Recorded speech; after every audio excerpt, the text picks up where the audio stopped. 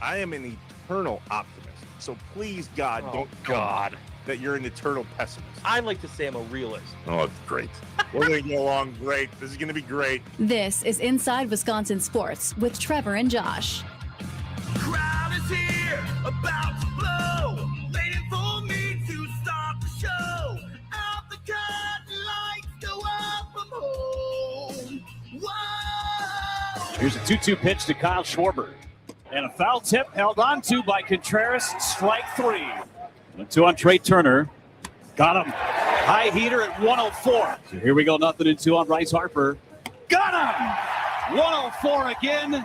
3 straight strikes right there to Brandon Marsh. And he's got 4 strikeouts in the first 4 batters. ABS challenge. He's going to win it. 3 up, 3 down for Miz with 5 Ks. Here comes the 0-2. Got him. Blew him away with 103. And 2 on Real Muto. Got him. Threw him a slider. 2-2. And Contreras hangs on. Another K for Miz. 2. Got him. Fastball up and in. That's 9 Ks. Swing and a miss. That's number 10 for Miz. 2-2. Got him looking. Strikeout number 11. 1-2. Dozen Ks again for Jacob Mizorowski. 0-2. And a challenge from Contreras. Going to be a career-high 13th strikeout. Got him! He's done it! A complete game shutout for Jacob Mizorowski. And he strikes out 15. Wow. Wow, wow. Where were you when Friday night, Jacob Mizorowski, quite possibly, we'll argue about it today, the greatest pitching performance in Milwaukee Brewers history. What is up, Wisconsin? Happy Monday. What a weekend for the crew. Trevor Thomas, Josh Albright out today. Aaron Morse in for Josh. What's up, Aaron? Hey, how's it going? I'm wondering, do we make fun of Josh for being out on a Monday? Because last time I was on the show, they made a lot of fun out of you for missing a Monday. I appreciate you noticing that and recognizing that, and I will choose to take the high road. Okay. I think people are allowed to take vacation, and whether it's on a Monday or not is irrelevant. Well, that and I couldn't miss this Monday. Yeah. You kidding? Oh, yeah. What happened on Friday? You know, it was a tough Friday for sports watching because the U.S. was playing in the World Cup at the same exact time, so I had to go double screening. It was hard to focus on either one because both games were going pretty well for the rooting interest. Yeah, we chose not to double screen it. Okay. Single screen Fair. The Miz until that. And then we flipped over. Worry about that then. All right, like we do every day, even on a Monday, let's play catch-up. Packers. Rookie minicamp 2.0, Aaron. Apparently, the last week of OTAs has arrived, and Coach LaFleur said, everybody else gets off, but you rookies, go ahead and come on back. Yeah, I'm curious. I'm trying to remember the last time that they've done this, and teams in general, because I think maybe the Rams are doing this too, and maybe a couple other teams I saw where they're like, veterans, you guys don't need to be here again, which, I mean, it kind of makes sense to me, but it's not something that's generally been done, especially in Green Bay. Yeah, I don't know the last time that they actually allowed this to happen. Usually they do some sort of team building event, go bowling or paintballing or something like that. We'll see how that shakes out this week for the Rooks, but I guess it's a good sign that they believe that the vets are in the place that they need to be. I mean, we all heard how much Coach LaFleur loves him some 7-on-7. Maybe he was just over that whole thing. And let's get to camp. So essentially, last week was the last time we're officially going to see the vast majority of the Green Bay Packers until it sounds like they report back here in Green Bay on July 28th, first day of camp on the 29th. So we've got a bit of time between now and then. And Josh and I do this fun thing, Aaron, where every once in a while we just let us pray. Okay. And we just go, dear God, these boys are away from us for a month. Lock them all in their bedrooms and don't let them get in trouble. Amen? Amen. Or hurt. And go Brewers. Yes. Yeah.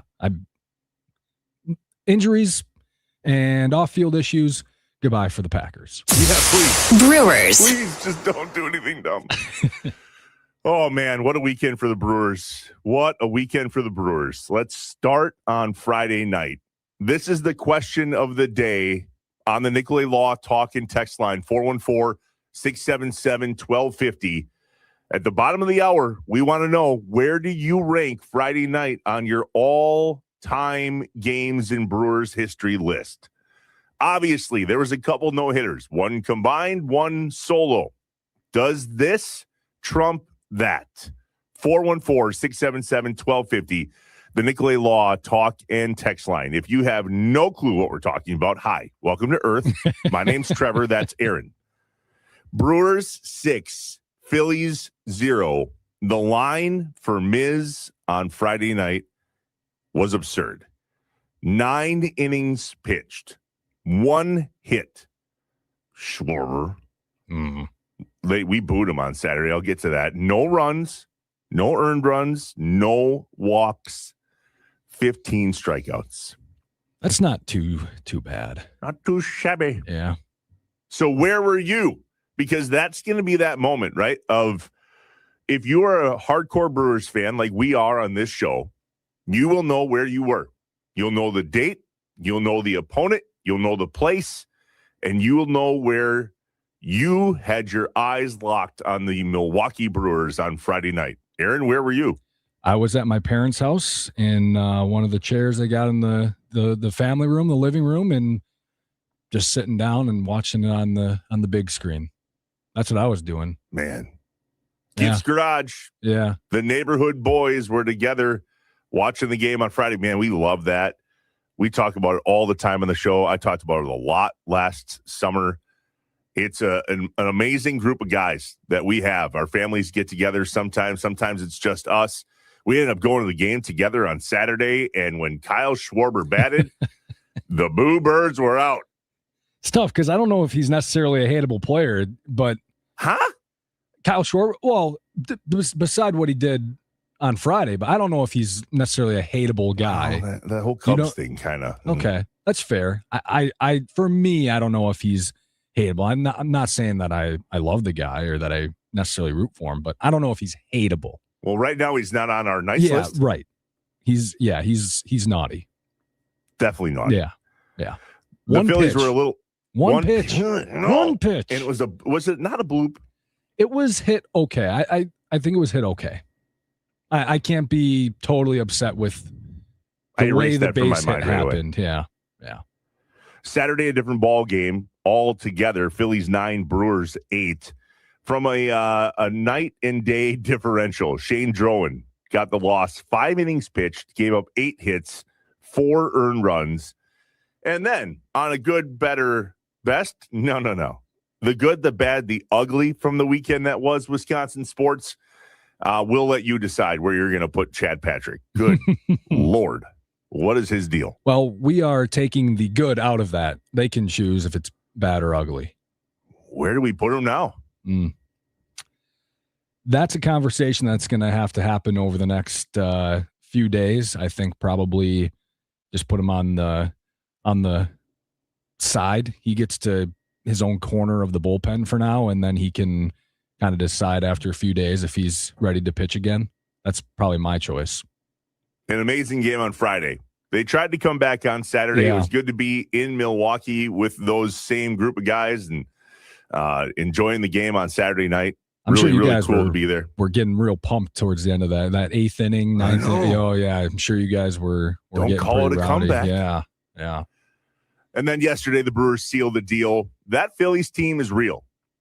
And they talked a lot of crap about Miz last year and the whole all-star thing. And even this year after the game, they're like, hey, listen, that's a team we're going to see again in the playoffs. You're like, yeah, you're damn right you are.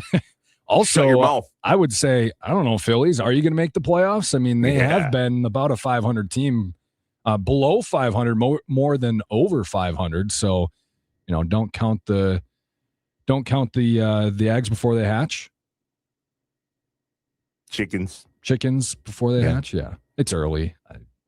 I'm not used to the show. Yeah, I'm not used to this early stuff. I make stuff up all the time. Yeah, all the time. That's cool. And the Nicolay Law Talk and Text line catches it every time. They're already telling you that they don't care if Josh is off on a Monday, by the way. Oh, isn't that nice? Yeah. JB in the 920 said, yeah, we don't care. That Josh is off. Yeah. That's okay. That's good. Hey, listen, I Keeping think you everybody honest. should. That's good. I don't mind when Josh is off on a Monday, and I don't think Josh minds when I'm off on a Monday. But boy, do we pick different ways to go about it, don't we? Yeah. I've figured out in a very short time you've got some haters, you got some trolls on the show. Oh, I've got very some trolls. very quickly I learned that. Yeah. Well, you filled in on a Monday when I wasn't here. Yeah, that's true. That'll do it. That's true, yeah. That'll do it. Kyle Harrison with the win yesterday for the Brewers. Another gem by him, 8-1 on the year. Harrison only threw 80 pitches, but 55 of them were strikes before he handed the ball to Abner Uribe and then Aaron Ashby to close out the game yesterday and seal another series victory for the Brewers. Off day today, but there's more news from Milwaukee. And is it official yet? No, it's not. But it doesn't matter. Listen to what happened during the game for the AAA Nashville Sounds. Cooper Pratt, it certainly looks like, is finding out right now, live in the middle of this game, that he is going to the big leagues. Koenig walks DeLuca to start the 6th inning, and Cooper Pratt is giving out hug after hug in the Sounds dugout. And it looks like we are all finding out together that Cooper Pratt, it certainly looks like, is headed to the Brewers. AAA Nashville Sounds radio guy Jeff Hem. So Cooper Pratt, Aaron, found out during the game, it appears, and we know that there have been sources that have confirmed indeed he is on his way to Milwaukee. So that's good. But the way it went down, I thought was super interesting. Jeff went on to describe how he was pulled off the field. Listen to this. Mid-game, right before the top of the 6th inning, Cooper Pratt was pulled out. Rick Sweet called timeout. He went out to talk to the plate umpire, Chandler Durham, and then Sweetie literally yelled out to Pratt, "Hey!" And he waved his hand, like, "Come here." And Pratt's like, "Me?" Everybody's kind of looking like, who is he talking to? And Pratt jogged off the field, went into the dugout, stood by for a moment while both Jeff Paxton and later Rick Sweet were on the phone, and Pratt then started to hug everybody. That's a sign, typically. He's probably like, dude, what did I do? I didn't make a fielding error, something like that originally. To be yanked out of the game like that and find out in the dugout and have your manager hang up the phone, turn around and shake your hand and say, congratulations, you're going to the bigs. That must be pretty cool. I'm curious what it looked like behind the scenes. Like, how did the Brewers just decide, like, okay, Matt Arnold's on the phone and he's calling so-and-so, and then so-and-so calls down to the bullpen or down to the dugout and they're running up? Are guys just sprinting behind the scenes to try to get Cooper Pratt out of the game as fast as possible? Just running, get him out of the game. Hurry, go, go, go. That's Kinda how I reminds you imagine of it. Getting traded in the middle of a game, too. Yeah. Like, you can't get hurt. Come here once. Yeah. You're a little important today. So it's Rengifo, right? It's gotta be. He can be traded now. And not like he has a ton of value, but maybe they trade him and they get like $1 million back from a team, or, $500,000. Maybe they just trade for some sort of cash if some team's willing to do it. But he's at least tradable now, so maybe that's the move. And if not, there's no problem just DFAing him. A little banged up in yesterday's game, too, so he's not 100% healthy. He's hitting just 205 and no homers on the year. Obviously, the left side of the infield needs a little uptick, and it appears the uptick is on the way to Milwaukee. Hopefully, the Brewers will make that official today. Is Cooper Pratt the answer, though? That's coming up in the Malott Meets Morning Mind Up. All right. Anything new from the Badgers? Badgers. Literally nothing. We've had silence. 2 months since McIntosh announced and the Big Ten confirmed that he was on his way out of Wisconsin and going towards their front office. 2 months. And then about a month ago, Aaron, they announced that there's this search committee for the new AD. So 2 months since we knew the dude was leaving, a month since the search committee has been formed, and literally no updates whatsoever. Yeah. Is it a good thing that it's been a month of a search committee? Is it a bad thing? Like, you should have someone by now, or hey, it's been a month. They're doing their due diligence. At least they're looking at multiple candidates. I don't know how to take it, but we have heard nothing on the search. There has not even been a leak about who has been interviewed. Nothing. Who wants this job? That's my question. Yeah. Someone that wants a promotion, right? I mean, somebody that wants to make more money and have some sort of influence, move up in the world, right? We're all trying to do that. I mean, from a shakedown situation that is Wisconsin athletics, they're not in a great spot overall. And they knew that they had to find a big old bag of money to compete. It sounds like they found said bag of money, but who's steering the ship? I guess for me, it's like, who wants to coach, the Cleveland Browns when they're 0-16? Who wants to coach that? Well, somebody does. Somebody wants to prove that they can be a head coach. So I guess somebody that's worth it will want to be an athletic director and prove they can do it. Over under on the date. It's June 15th today. I don't know what my over under is, but the red line's August 1st. Like if you don't have someone by August, because in 2 weeks after that, you're playing at Lambeau Field. 3 weeks after that, I mean, you gotta have somebody in there by August to be able to start the athletic season off. I mean, even that's probably too late, but you have to have someone by August 1st. But I think the over-under is probably more like July 1st. I was going to say the 4th of July. Yeah. If we don't have a new AD by that first week in July, I have questions. What is taking so long? Why don't we know anything? And nothing. We know nothing about this other than who the search committee is. And they said they wanted one in place by summer. I don't know how you define summer, but I think we're here. Well, if you're going by the official mark, we've got 6 days left. The 21st is the official start of summer, so they've got a week. The over. Okay. I'll take the over. There's another thing that's supposed to happen in June, is there not? Bucks. Okay, Knicks win. Yay, NBA. Now what? Now the real stuff happens. We have between now and June 23rd. Last I checked, I was told there would be no math. 5, 8. That's not long from now. That's about the same time as summer starting. Ooh. Who first? Ooh. AD for the Badgers or Giannis on whatever trajectory he's headed? Oh, I'll say AD for the Badgers. I don't think Giannis is getting traded before the draft. You don't think so? No. Then why did Haslam come out and say that? Because Haslam is a... Haslam? Yeah, he's a Haslam. Yeah, I mean, that's what he does. I mean, we have a track record. We can watch what he's done with the Browns and see what's going on there. I just think that's something that he does, and he probably does want the 23rd to be the date because that is best for the Bucks to know which path they have to go down during the draft. But I don't know if that, just because it's the best path for them doesn't mean, hey, let's just accept a trade. And right now, everything I'm seeing, most of these trades are not very good. I think that's the way it's going to be, though. Josh struggles to talk about this without his blood boiling and emotions and all the things.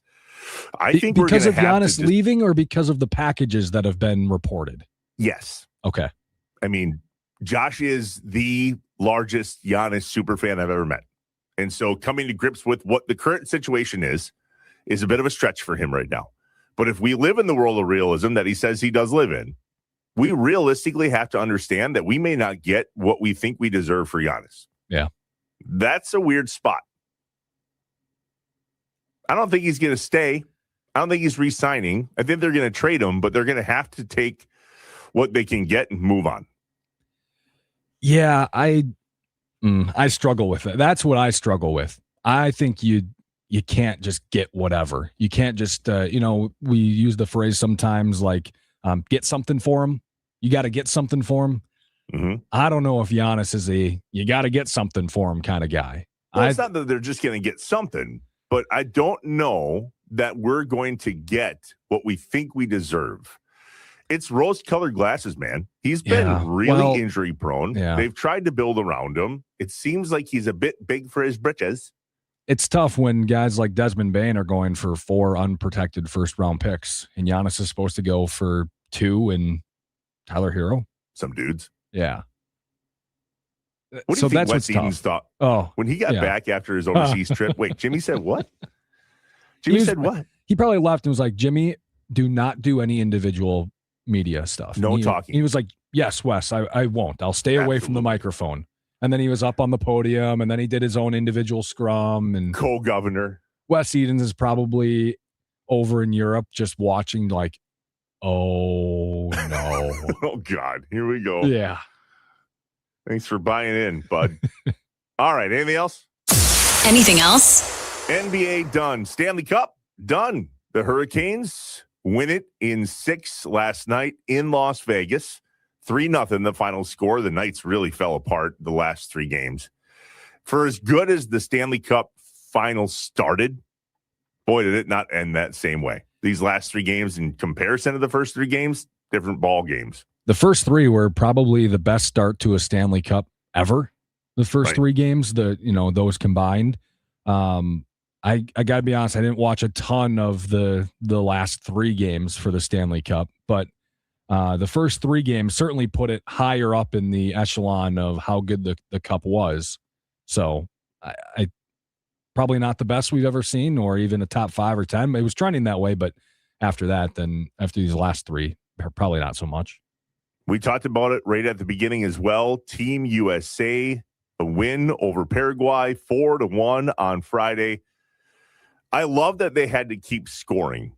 That was because score differential and number of goals matters in the World Cup. And so when they had that late goal after the Burr game on Friday night, I was like, oh, we're just going to keep. Oh, now I get it. I got it. Yeah. Scale of 1 to 10. How much of a soccer guy are you? 1 is okay. Too much. Okay. All right. Now, so but you plaster USA on the chest, but I'm all in. Yeah. I'm a soccer guy. So you are. Yeah. I wouldn't say I'm, anything high, but yeah, I played soccer. I watched soccer a decent bit at least.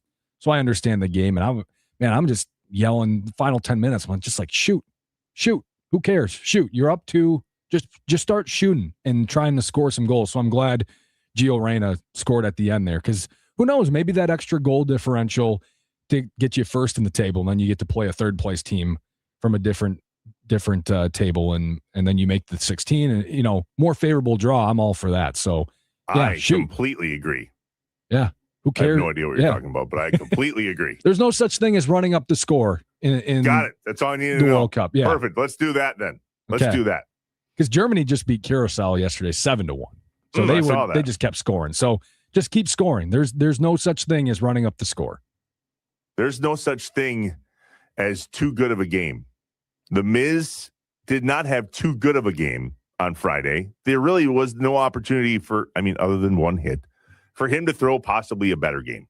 So where does it rank? 414-677-1250, the Nicolay Law talk and text line. I have questions. Is coming up next. Where do you rank it? There's a list. It's short of amazing pitching performances for the Milwaukee Brewers. Only 1 single no-hitter, 1 combined no-hitter. Does Miz on Friday trump those? That's the question. What's your answer? 414-677-1250, the Nicolay Law talk and text line. Off and running on Inside Wisconsin Sports with Trevor and Josh. Aaron in for Josh today. Live from the Wisconsin Sports Radio Network studios, powered by the Potawatomi Sportsbook.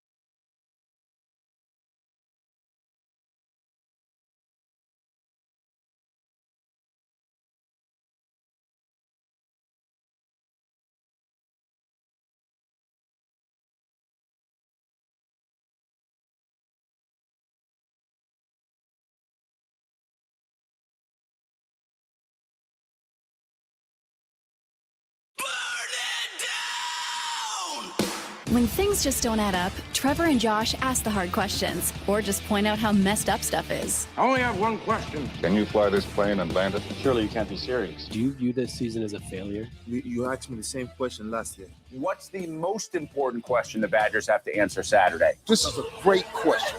Oh my God, this is a great question. It's time for I Have Questions, presented by Capital Credit Union, doing the right thing on Inside Wisconsin Sports with Trevor and Josh. In sports and in life, the right partner matters. At Capital Credit Union, they are there for you every step of the way. Capital Credit Union, doing the right thing. Text money to 79489 to see how Capital can help you do the right thing. Inside Wisconsin Sports with Trevor and Josh, Aaron Morse in for Josh this morning. The question of the day in I Have Questions. Where do you rank Friday night on your all-time games in Brewers history list? If you missed it, Ms. Magnificent. 9 innings pitched on 95 pitches, only giving up 1 hit, no runs, no walks, 15 strikeouts. There's a number of games to choose from here, and we all know which ones are high on the list. Ben Sheets, CC Sabathia, of course, Juan Nieves and Corbin Burns and Josh Hader, Mike Caldwell in Game 1 of the World Series at the Cardinals in 1982. And as we talked to open the show this morning, we'll all remember where we were when we were watching that game on Friday night because, Aaron, that is for sure, a top 3, if not the top. Where do you rank it? Yeah, I think it's the top. There's a couple of others that probably get some consideration and do make it at least a little bit of a conversation. But to me, the combination of the pitch velocity, the strikeouts, the lack of production hardly at all from the Phillies, I think all that combined passes some of the other potential options. A human being on planet Earth threw a baseball 105 miles an hour on Friday night.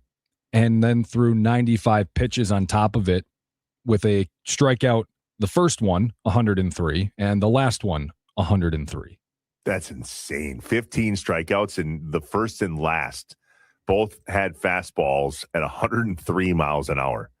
I'm old enough to remember Justin Verlander on the Tigers when he was in his like prime, and he would be throwing like 96 to 97 all game long, and he'd get to the 7th inning and he'd ramp it up to 99, 100. Everyone's like, he's still throwing 100 in the 7th. But he wasn't throwing 100 until the 7th. He would just know that's his final inning. He'd ramp it up a little bit and give it all he had. Miz is just like softball throwing. I mean, like it looks like he's hardly throwing the ball, and he's going 103 the entire time. I think his slowest fastball was 99.2 or something on Friday. So where do we rank it? 414-677-1250, the Nicolay Law talk and text line. I'm on the same page as Aaron. I absolutely believe that Jacob Misiorowski had the best pitching performance in Milwaukee Brewers history on Friday night. Is it close? Yeah, it's close. There's some really, really good performances. But those that follow the Brewers on the beat were quick to agree right after the game. All over X and other social media platforms, the comparisons were quick. And it was immediately to Juan Nieves, April 15th, 1987, at the Orioles. 9 innings pitched, no hits, no runs, 5 walks, only 7 strikeouts, and 128 pitches were thrown. So if we're just using the one sole singular no-hitter, not a combined one that Burns and Hader had together back in 2021, if we just take that game and compare it to what Miz did, what's the argument, Aaron, for, well, he gave up a hit? Yeah.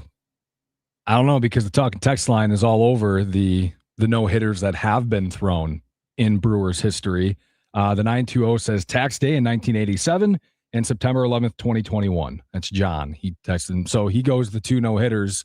There was another texter, let's see, in the 920 saying, good morning. As much as I think it ranks as one of the best, I can't say it is the best. Do you know how many one-hitters the Brewers have in franchise history? According to Google, 29. Can you name any of them? If so, awesome. However, I do remember the no-hitters. I even know the date. It's a hard argument to battle.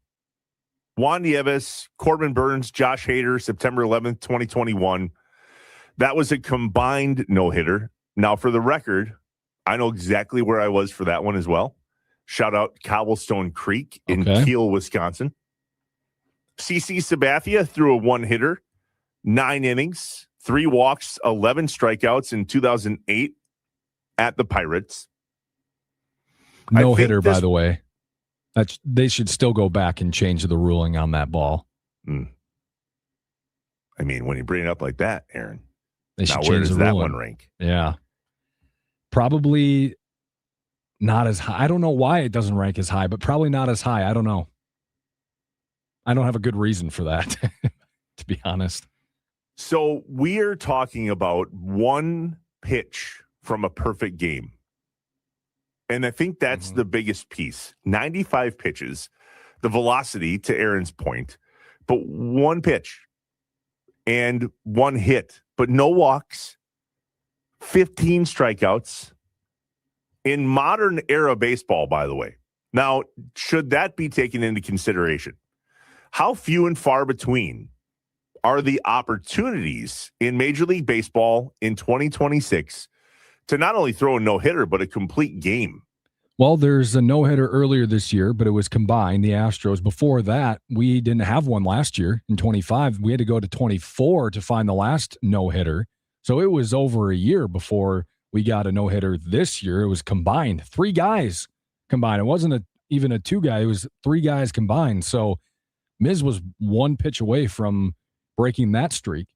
And if we're going to go into the Corbin Burns, Josh Hader no-hitter conversation, pulled up the box score, Burns gave up a walk in the 6th inning. That was the only base runner. So again, 1 base runner, but Burns only went 8, and it took him 115 pitches. So 20 more pitches to get through 1 fewer inning. And he struck out 14. So 1 fewer strikeout in 1 less inning. I was so pissed when they pulled Burns. Yeah. So I'm a big proponent of just let the guy pitch. Yeah. I think arm injuries are going to happen no matter what. I don't think you can prevent arm injuries. Like, okay, Tarek Skubal, for instance, didn't pitch in the World Baseball Classic other than that 1 appearance because he didn't want to get hurt. Well, guess what, dude? You got hurt. Do you think pitching in the World Baseball Classic would have changed that? Probably not. So I think, okay, Corbin Burns throws 130 pitches instead of 115. I mean, think he's going to blow out his arm. Hey, guess what? Corbin Burns is currently hurt with an elbow injury. Maybe we should have used him in that moment. Yeah. 414-677-1250, the Nicolay Law talk and text line. Where do we rank Miz on Friday night? Here's a good argument. Jacob texts in, the Miz didn't allow any counts to 3 balls. I think that's a great point in this whole conversation, is that there wasn't even close to anybody else reaching base, especially via walk. Not a 3-ball count the entire game. Pretty impressive. It's about as dominant. That's the other piece of this. Pure dominance. Yeah, I mean, it was dominant. Maybe not the best. I think people bring up great points, Juan Nieves and whatnot, but maybe, okay, but can you concede that it was the most dominant Brewers pitching performance of all time? I think that's a no-brainer. There's some that are on these lists that are being thrown out that have Ben Sheets way up there as well. 2004 versus the Braves, 9 innings pitched, 3 hits, gave up a run, but struck out 18. It's the franchise single game strikeout record. So what matters most in a comparison like this? Is it number of pitches? Is it strikeouts? Is it lack of hits? Lack of walks? Lack of, to your point, Aaron, on the talk and text line, lack of literal balls thrown in any type of count? it's probably not an apples to apples comparison. It's very difficult to think that Friday night could be better than a no-hitter. But the only thing I think that is better than that performance is that performance without a hit. And I don't think we have a performance in Brewers history to compare Friday night to with or without a hit. Yeah, I'm looking at this Ben Sheets. When he gave up a homer, I mean, that's something. I mean, that's not anything. So he gave up a homer, and it was 116 pitches. So again, 20 more pitches, 21 more pitches. That's part of the how well did you throw?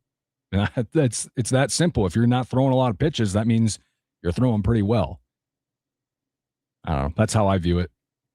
414-677-1250, the Nicolay Law talk and text line. In the most electrifying sound of the day, we will relive the final moment of the Miz pitching performance on Friday night, courtesy of the Milwaukee Brewers Radio Network. That's when we get back.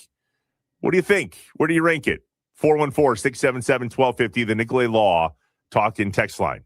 We're live from the Wisconsin Sports Radio Network studios, powered by the Potawatomi Sportsbook. It's Inside Wisconsin Sports with Trevor and Josh. Aaron in for Josh today.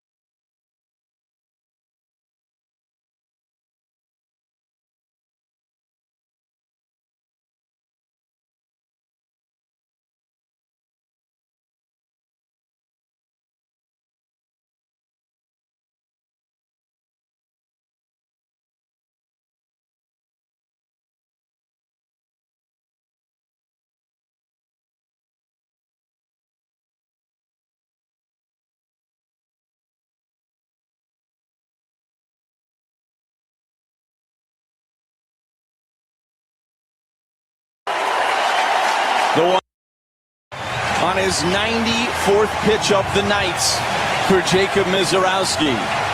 He is a strike away from a complete game. The 1-2 pitch. Swing and a miss. He struck him out. A fastball at 103. His arms in the air. A complete game. Shutout from Jacob Mizorowski on the 1-year anniversary of his MLB debut. A masterpiece from the Miz. And that was the most electrifying sound of the day, brought to you by our friends at Best Electric. Remember, no job is too big or too small for Best Electric. Don't stress. Connect with the best. Call them today or visit bestelect.com. Audio there, courtesy of the Milwaukee Brewers Radio Network. Shout out to Lane Grindle. I almost felt bad for Jeff Levering on the Brewers TV broadcast because he knows better than to talk over that. Yeah, it's one of those things that you got to get used to as a broadcaster. So I've done some play-by-play high school level, a little bit some college, but it's so hard because your natural instinct, especially, is to just say something, to give a stat or give some context. And it's really hard to learn to just sit there because it sounds in your ears and how you're used to talking all the time on these calls. It feels so unnatural to just sit there because you're like, I have to say something. No dead air is kind of what's in your mind. So it's really tough. And yet it's the right move. Yeah. Absolutely. So that's why we went and grabbed Lane Grindle on the Milwaukee Brewers Radio Network, because it's his job to paint the picture for you as you're listening to the radio. Jeff knows we're all watching it. He didn't have to say anything. It was a quick call of the last strikeout and then shut up. Lane did a fantastic job right there of bringing that to life for those that were listening on the radio. And the crowd did so in the background as well. You could hear it plain as day that was a moment at AmFam Field that will never be forgotten for not only those in attendance, but also those watching at home. Over the break and in the last segment, we continue to ask the question, is that the biggest, most impressive, best pitching performance in Milwaukee Brewers history? And many agree. And as you might imagine, many don't, because how do you choose that over a few no-hitters, albeit one combined? The other thing, though, that's worth mentioning, and Aaron, you brought this up too, the Miz faced the minimum number of batters on Friday night. Schwarber hit into a double play. He's the first pitcher since Kader Montero, I believe it was 2024, Tigers starting pitcher, to face the minimum. Kader Montero gave up 3 hits, and he faced the minimum. He turned 3 double plays after giving up those hits. So it was almost 2 years since a pitcher or pitchers have faced the minimum in a game, and Miz did it. Faced the minimum and only threw 95 pitches, and 1,000 of them were over 100 miles an hour. Yeah, I call that the Maddox, right? Sub 100 is the Maddox because Greg Maddox was the pro at completing games under 100 pitches. He would dot the zone, but that's not how Mizorowski did it. He did it in a whole different way. I think a very impressive Maddox. How do you strike out 15 guys and not throw 100 pitches? And thus, that is the reasoning in today's modern era of baseball that makes Friday night's performance by Miz the best in Brewers history. The only thing that will top that is a complete game, no hitter, under 100 pitch. I mean, I don't know how else you would possibly compare. I mean, the one that people keep bringing up is Juan Nieves in his no hitter. So he did it. I mean, he did complete the no hitter. So it's hard to argue that. It is. It is. I know. We're talking about one pitch. Kind of like how Christopher Sanchez gave up 1 run in the month of May, or 0 runs, and Miz gave up 1, and that was the difference between. Talking about 1 run there. We're talking about 1 pitch here. Talking about practice. Yeah. The Malott Meats Morning Mind Dump is upon us. In case you missed it, it is not official, unless they made it official in the last 52 minutes. But Cooper Pratt seems to be on his way to Milwaukee, if not last night, first thing this morning. And so as we just look at where the Brewers are headed, from where they've been continuing this incredible ride, another series victory over the weekend and another series coming up against Cleveland at home. Is Cooper Pratt the difference maker that the Brewers have needed on the left side of the infield? 414-677-1250, the Nicolay Law talk and text line. That is what we ponder in the Malott Meets Morning Mind Dump when we come back at the top of the hour. Do you think this is the bat and also the glove on the left side of the infield that we've been missing? Cooper Pratt seems to have gotten the call up. We'll replay the audio for you from Jeff Hem in AAA Nashville. The moment that Cooper Pratt was pulled from the game yesterday and reportedly said, "Hey, boys, we'll see you. I've got a date in Milwaukee." Does he get the start tomorrow? Do we think he's the fix? And anything else that you got to get off your chest and out of your head to start your Monday? Look at us on a Monday. Doing a little bit of celebration dancing from over the weekend. We're here. We're here. And I hope Josh is having a great time on vacation. You I know agree. why? Because people should be able to take vacation without any hell coming their way. Just a thought. P.S. I'm off on Thursday. We're live from the Wisconsin Sports Radio Network studios, powered by the Potawatomi Sportsbook. You filling in Inside Wisconsin Sports with Trevor and Josh.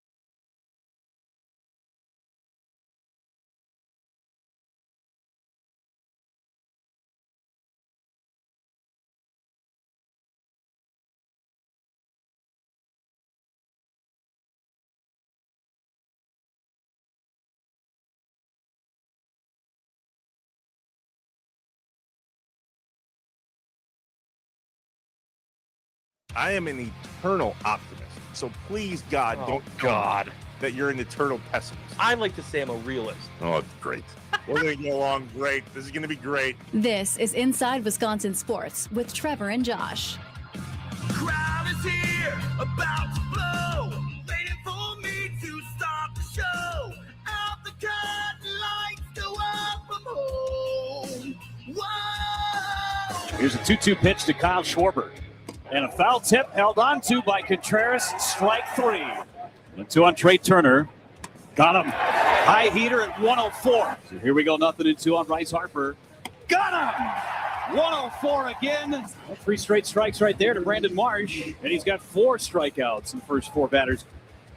ABS challenge. He's going to win it. 3 up, 3 down for Miz with 5 Ks. Here comes the 0-2. Got him. Boom away with 103. And 2 on Real Muto. Got him. Threw him a slider. 2-2.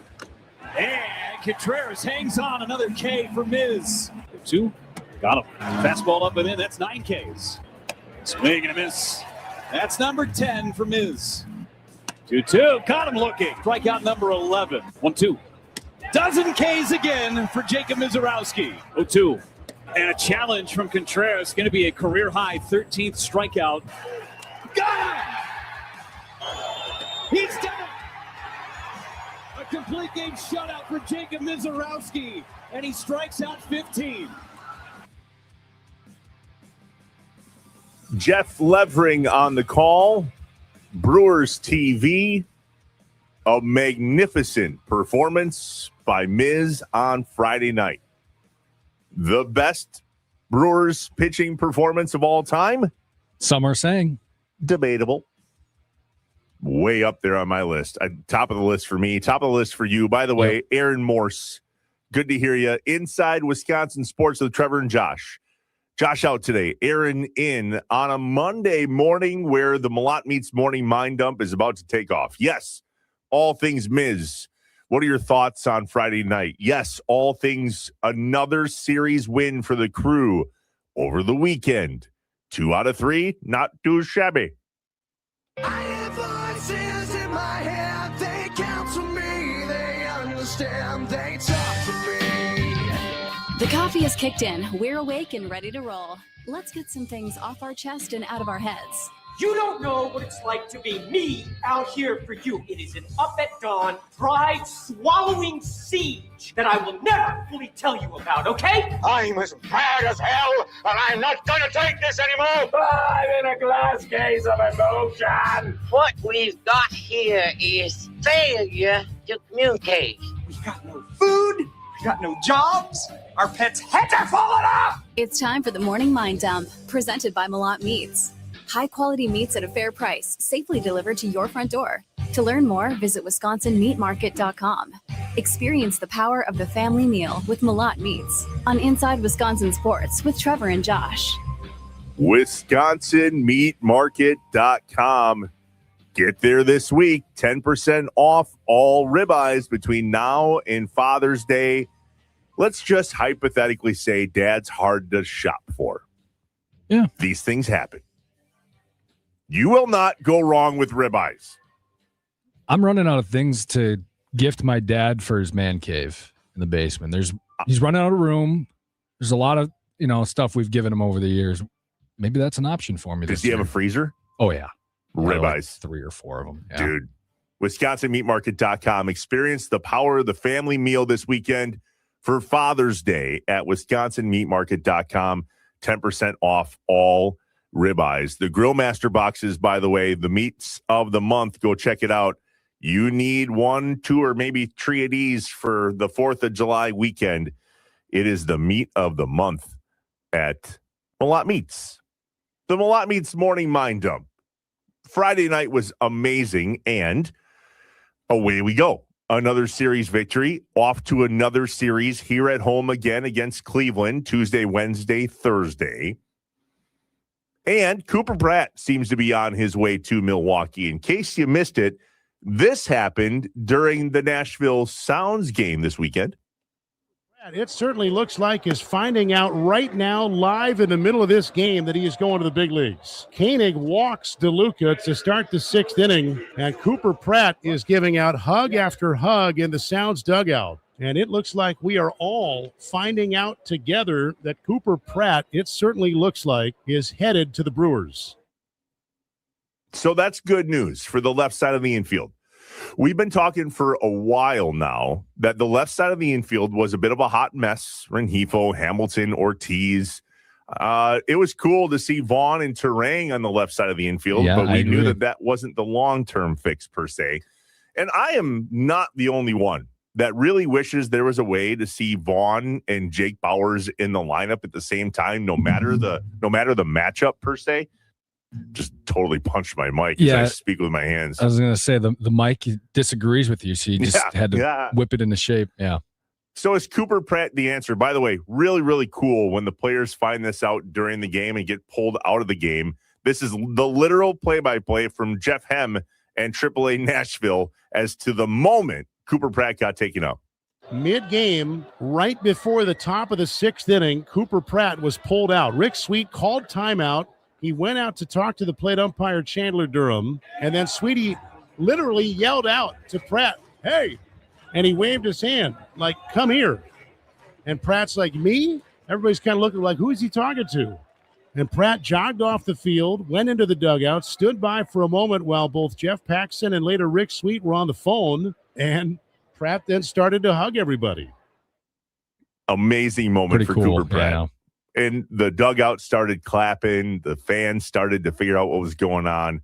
Again, audio courtesy of AAA Nashville Sounds Radio, Jeff Hem on the call. And so the question that's on top of minds in Brewers fandom is Cooper Pratt the answer? So, Aaron, let me gauge you on this first. We've been talking for weeks here on Inside Wisconsin Sports about whether the Brewers need another pitcher or another bat.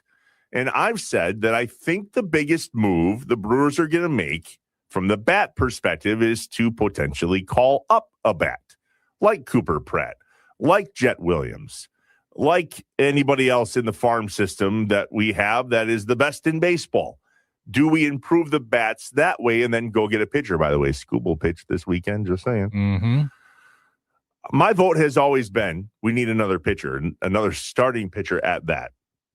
It is great to see Cooper Pratt coming up, especially now. It's a week later than I thought. I thought he was going to come up while they were at Colorado, but maybe they were waiting for this off day. And maybe Rengifo getting banged up in yesterday's game, I believe, is ultimately what made them pull the trigger. But what are your thoughts, Cooper Pratt, on the way? Interesting timing. I thought it would be probably another month or so. I thought they'd just wait till around the trade deadline, figure out what they could acquire bats on the left side. And if they didn't deem a deal good enough to do, then they would call up Cooper Pratt to be their kind of trade deadline replacement of sorts. I was a little surprised to see that yesterday. And he's 0 for his last 10 in AAA. So he's in a little bit of a slump right now. So kind of interesting timing in my mind, but I'm happy to see it. And I think he better start tomorrow. You'd think. Yeah. What position? I think he'll play third tomorrow. I do too. And he's known for shortstop, obviously, but let's scoot him over for a hot second and see what happens here. So he'll potentially start at third. A little bit of a drought from the plate. You might remember last year, Jackson Churio was sent down, and he was down there for a hot second, and he did not do well. And it was time for him to get called back up. Mm-hmm. And the front office said to Murph, he's not, And Murph said, no, bring him up. He's had his time. And they gave him a bunch of crap for it. And he really snapped out of it. So I wonder if the same thing can happen too for Cooper Pratt. Who's Cooper Pratt, by the way? I mean, like, let's be honest, not everybody eats, breathes, and what's Brewers baseball like we do. 21 years old, 6'4", 210-pound shortstop, and hopefully third baseman. He bats righty. He throws righty. The Brewers drafted him in the 6th round in 2023 out of Magnolia Heights High School in Mississippi. and he has gone through the Brewers system real quick once. He's the Brewers number 4 prospect in all of their farm system, and right now in the MLB pipeline, he's listed as the number 63 overall prospect. Listen, I like that the Brewers are going to get a little bit younger here this early in the season, and I also think, Aaron, to your point, this might be a test. The Brewers have an opportunity here a month earlier than you thought they were going to bring up a bat to say, hey, can he settle in? Is this potentially the fix on the left side of the infield that we've all known we've needed for a hot second? And so is he the answer? Because if he is, then all eyes at the trade deadline go towards pitching. Yeah, that's a great point. My thought was wait until you do acquire or don't acquire, but this is probably to decide if they will acquire or not acquire, which might be smart. I guess that's probably why I'm not in a front office, but I think that makes great sense. And if he hits 250, that's probably plenty good enough for him to stay up in the big leagues and probably for them to not acquire a left side of the infield type of bat. This was the name that every Brewers fan thought was going to be the first one up from the farm system, and it has to do with him recently, here in April, signing an 8-year contract worth $50.75 million with 2 club options that could add at least $15 million per season. That is really encouraging for a guy that they hope can be a long-term Brewer to settle in now. And really, it's a genius move at this time of the year for the reasons that we're talking about, plus the lead. I mean, the Brewers are well over 500, well in first place, and a bunch of exactly right. 414-677-1250, the Nicolay Law talk and text line. Is Cooper Pratt the answer on the left side of the infield for the Milwaukee Brewers? What are you seeing on the talk and text line, Aaron? Yeah, someone just texted in 262. Wasn't there something with today's date that benefited when Pratt was going to be called up and when Rengifo could be traded? And that's the case. Rengifo is now available to be traded. So maybe that's where they go and they say, okay, if we can get some sort of cash replacement, because Rengifo doesn't have any value for many of the other teams.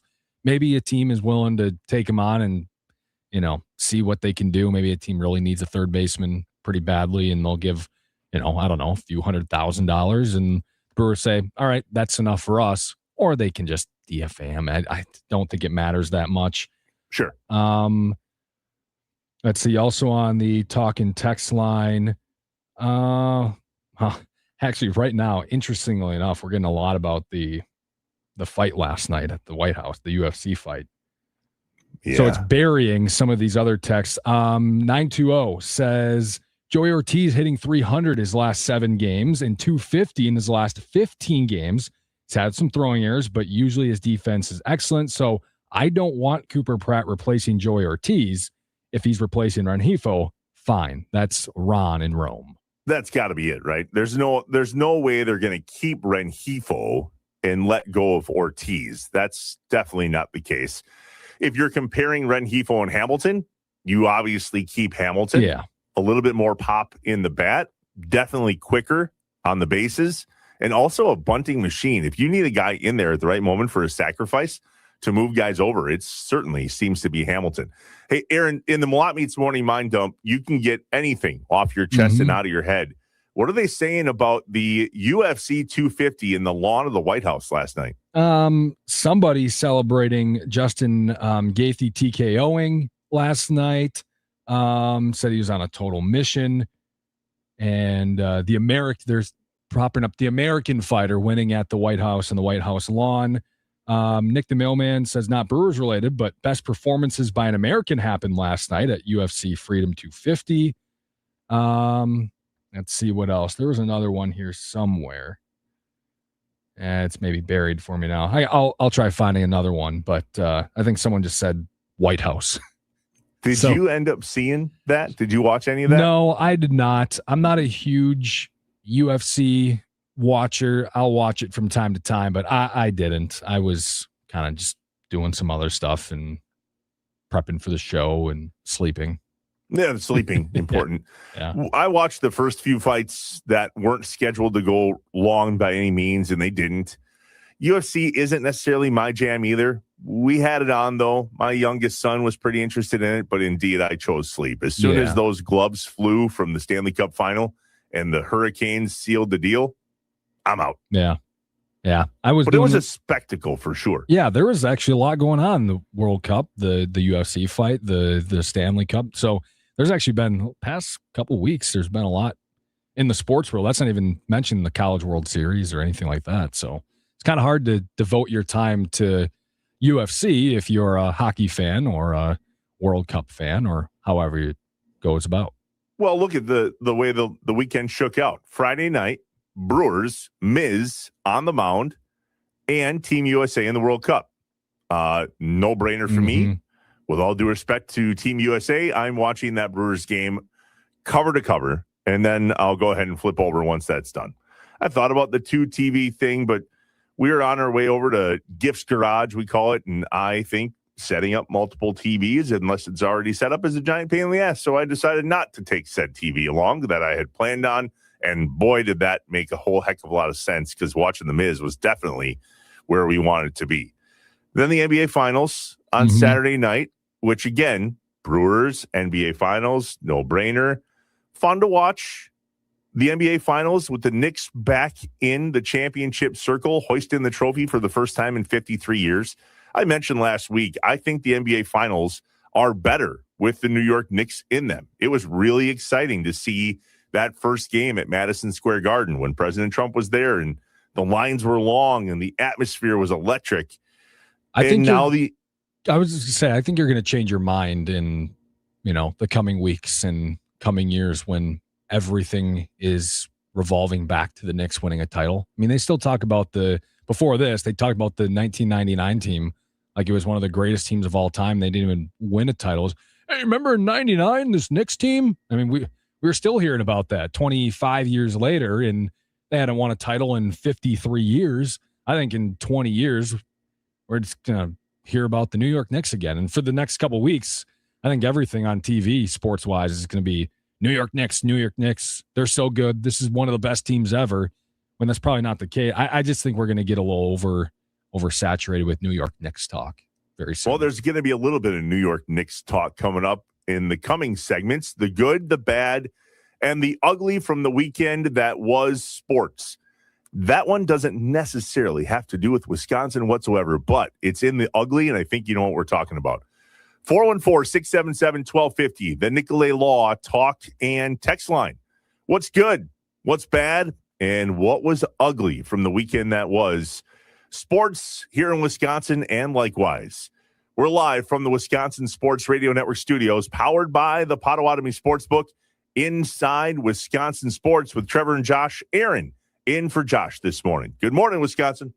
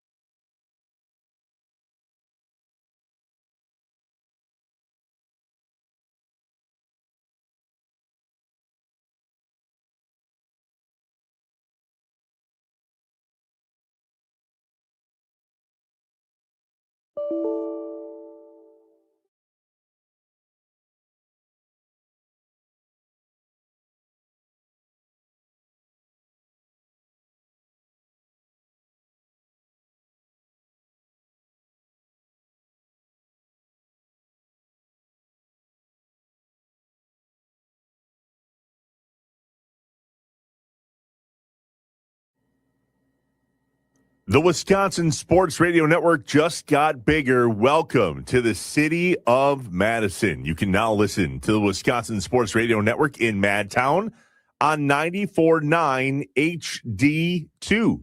Your favorite local shows each weekday, 6 a.m. to 6 p.m., plus the best in Brewers coverage with the leadoff show and the Potawatomi Sportsbook postgame show in Madtown on 94.9 HD2. Here on the Wisconsin Sports Radio Network. Inside Wisconsin Sports, Trevor Thomas, Josh Albrecht, off today. Aaron Morse in for Josh on a Monday, where we recap the weekend that was in sports, and specifically here in Wisconsin, the good, the bad, and the ugly.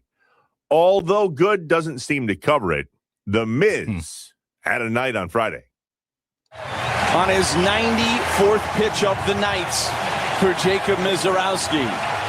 He is a strike away from a complete game. The 1-2 pitch. Swing and a miss. He struck him out. A fastball at 103. His arms in the air. A complete game. Shutout from Jacob Mizorowski on the 1-year anniversary of his MLB debut. A masterpiece from the Miz. You know, based on all the things that the Phillies had to say about Miz last year and him not being an all-star and this is a circus and blah, blah, blah, if there was ever a moment for a triple crotch chop, that was it right there. Uribe should have been out on that mound. Yeah. Yeah. Lane Grindle on the call, the Milwaukee Brewers Radio Network. One of the most electrifying moments in Milwaukee Brewers history, the Miz on Friday. We talked about it in the I Have Questions portion of the show to start the show here this morning.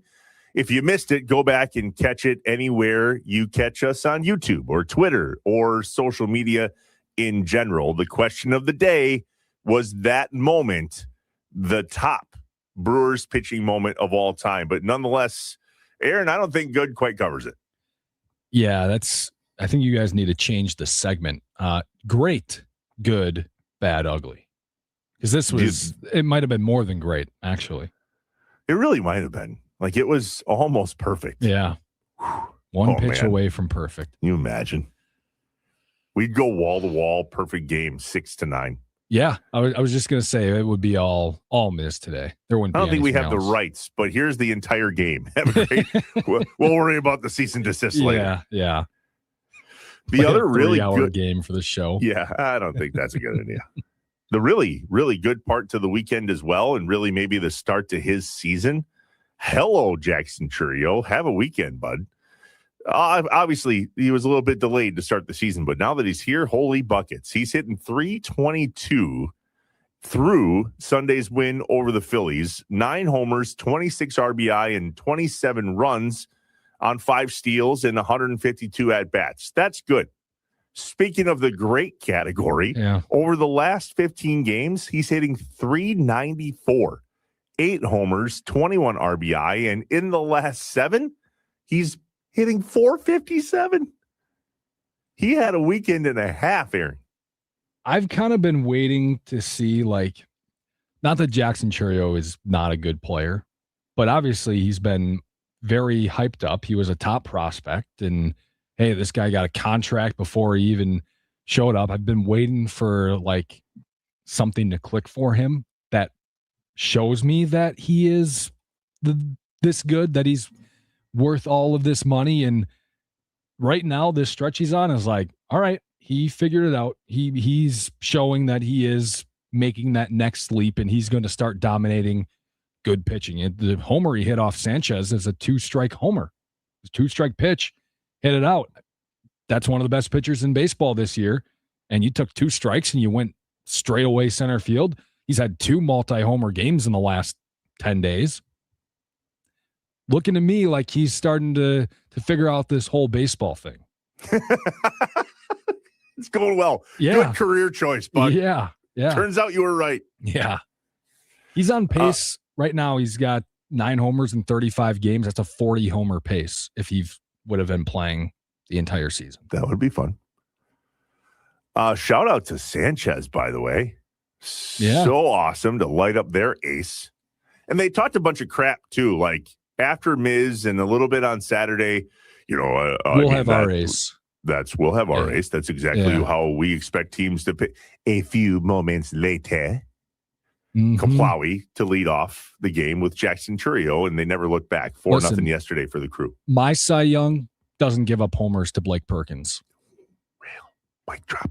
Yeah. Sorry. That alone would not get me to vote for Christopher Sanchez for Cy Young at the end of the year. Hey, you remember back in June when you gave up a 3-run homer to Blake Perkins, who was hitting 111? Yeah. Blake Perkins. Really good to see him have a day, too, though. He's got one of those like every one a month.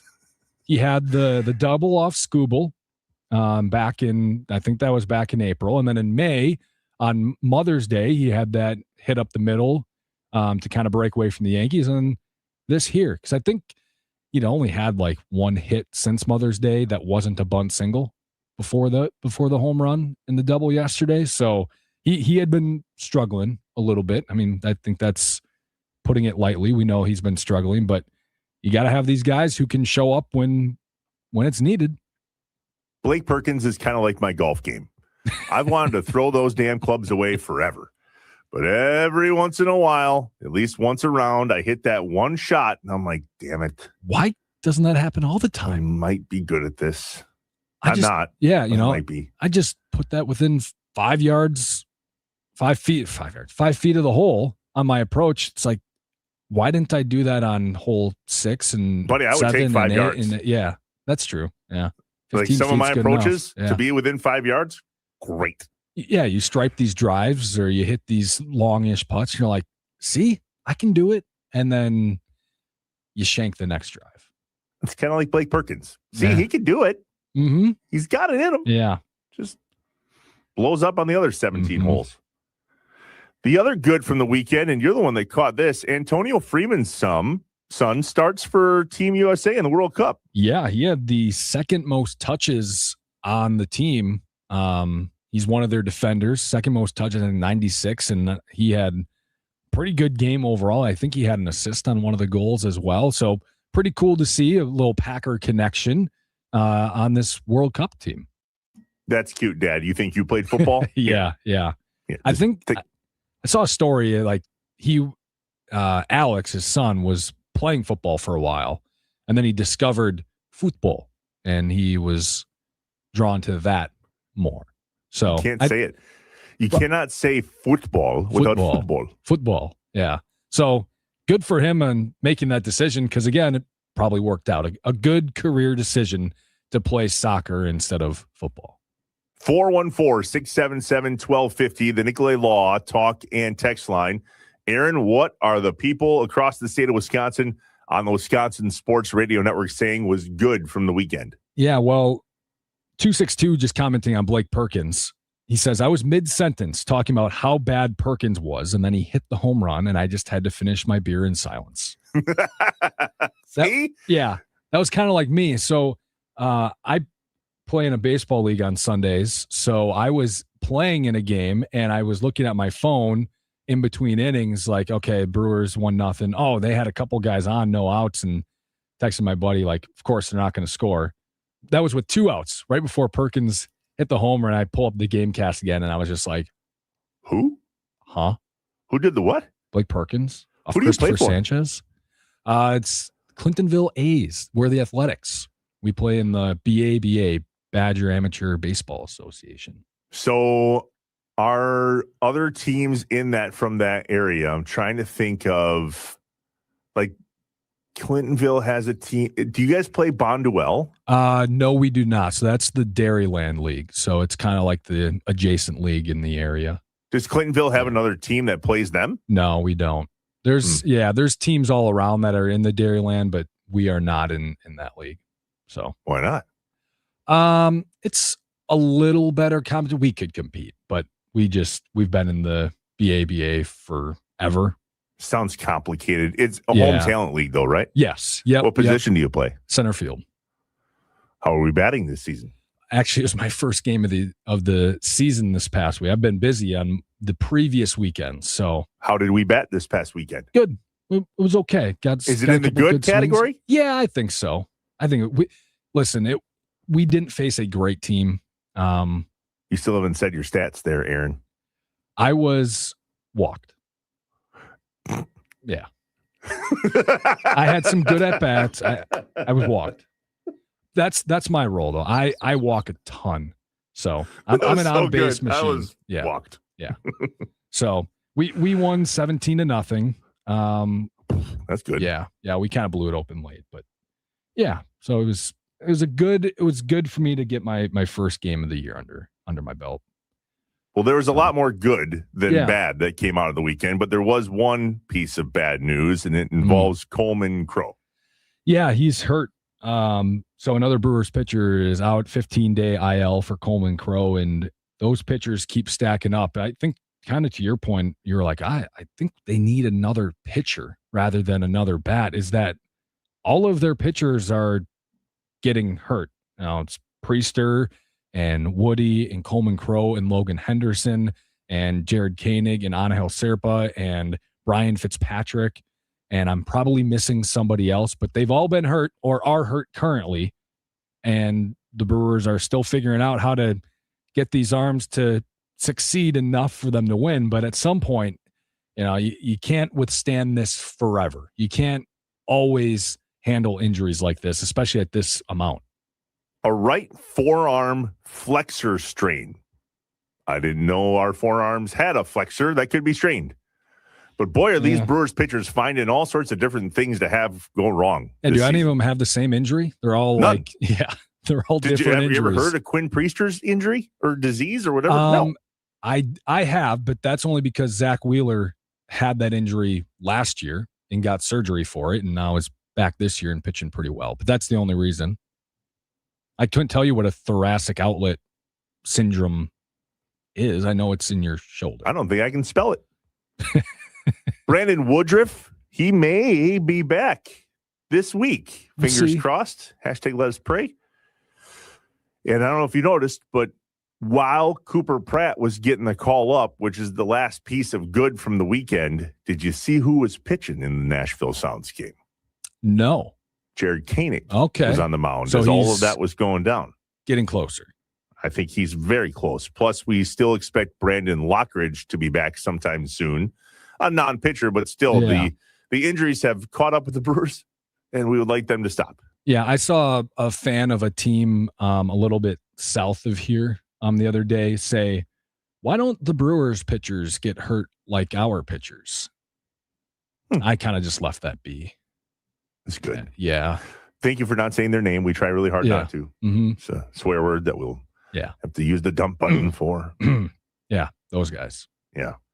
It is interesting to watch how successful the Brewers pitching, I don't know what you want to call it, clinic. I mean, they send guys to Arizona and they come out machines. Yeah. What do they call it? The pitching lab, I believe? The lab, yeah. What do they have in their lab that we don't have? Listen, I heard Jack Stern, he covers the team for Baseball Fanatic, for Brewers Fanatic, and he says that the lab isn't that different from what other teams have. Like, it's not that big of an advantage that the Brewers have over other teams. So I don't know. I mean, maybe it's not much, but I have a hard time believing that the Brewers don't have an advantage in their pitching lab. Otherwise, every team would be doing this. The Brewers do it 3 times a year. Other teams do it once every 3 years. Honorable mention, by the way, from a good that I forgot. Saturday when we were at the game, this bobblehead of the William Contreras one, yeah. Absolutely sick. He is right here on the set already. The fact that the Brewers are trolling Craig Counsell. And did you see this? The bobblehead itself is Contreras' at bat from the whole hang up the phone situation. Okay. That would have been great if they kind of put him in the corner. If they found a way to get the picture of Counsell on the phone. Oh my gosh, that would have been phenomenal. Oh. Yeah, that would have been a must-have. Yeah, I wasn't able to go to the game. I try to get to most of the bobblehead games, but I was doing the Potawatomi Sportsbook post-game show with Tommy on Saturday night. So nice. So I was unable to go to the game. Might have to see if someone's selling it on eBay or something. There's the good and the bad, and when we come back, there's some ugly from the weekend that we got to cover as we do the Wisconsin Sports Weekend in Review on Inside Wisconsin Sports with Trevor and Josh. Aaron in for Josh this morning from the Wisconsin Sports Radio Network studios, powered by the Potawatomi Sportsbook.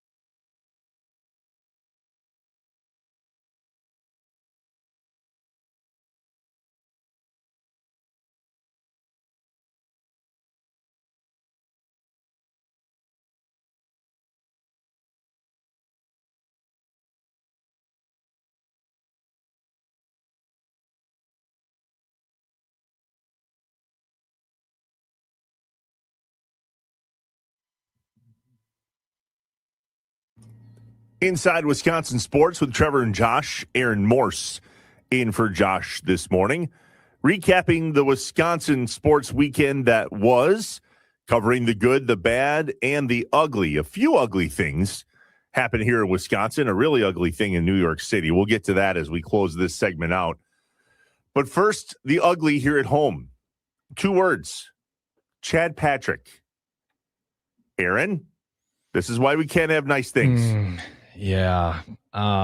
He was just really starting to lock in that bullpen role. And then for some reason, his cutter's not working anymore, and he's giving up base runners like it's his job. The Brewers really tried to make a go of it on Saturday night, too, in what would have been an incredible comeback.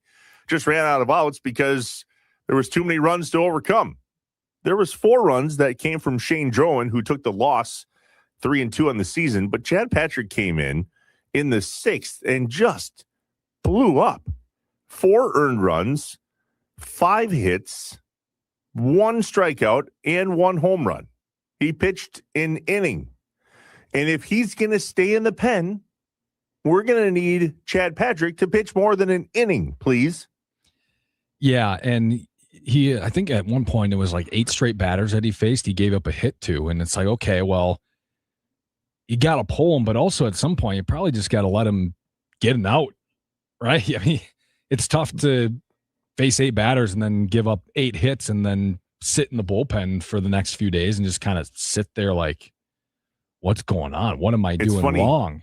It's funny you say that because as he was blowing up, I kept looking at the bullpen, having been at the game there on Saturday night, going, somebody get up, please. Yeah, Bueller. That was a pretty long leash for giving up 5 straight hits to start it out. You know, nobody had started getting warm until like the 5th straight hit. Drew Rom. Who? Yeah, exactly. And then Joel Kuhnel came in just for 1/3 inning before Trevor McGill closed it out because it was close at the end. Yeah, well, I think they kind of gave up in that 8th inning, right? By putting Kuhnel in after Rom or putting Rom in. You know, it's tough because you're down 4 at that point.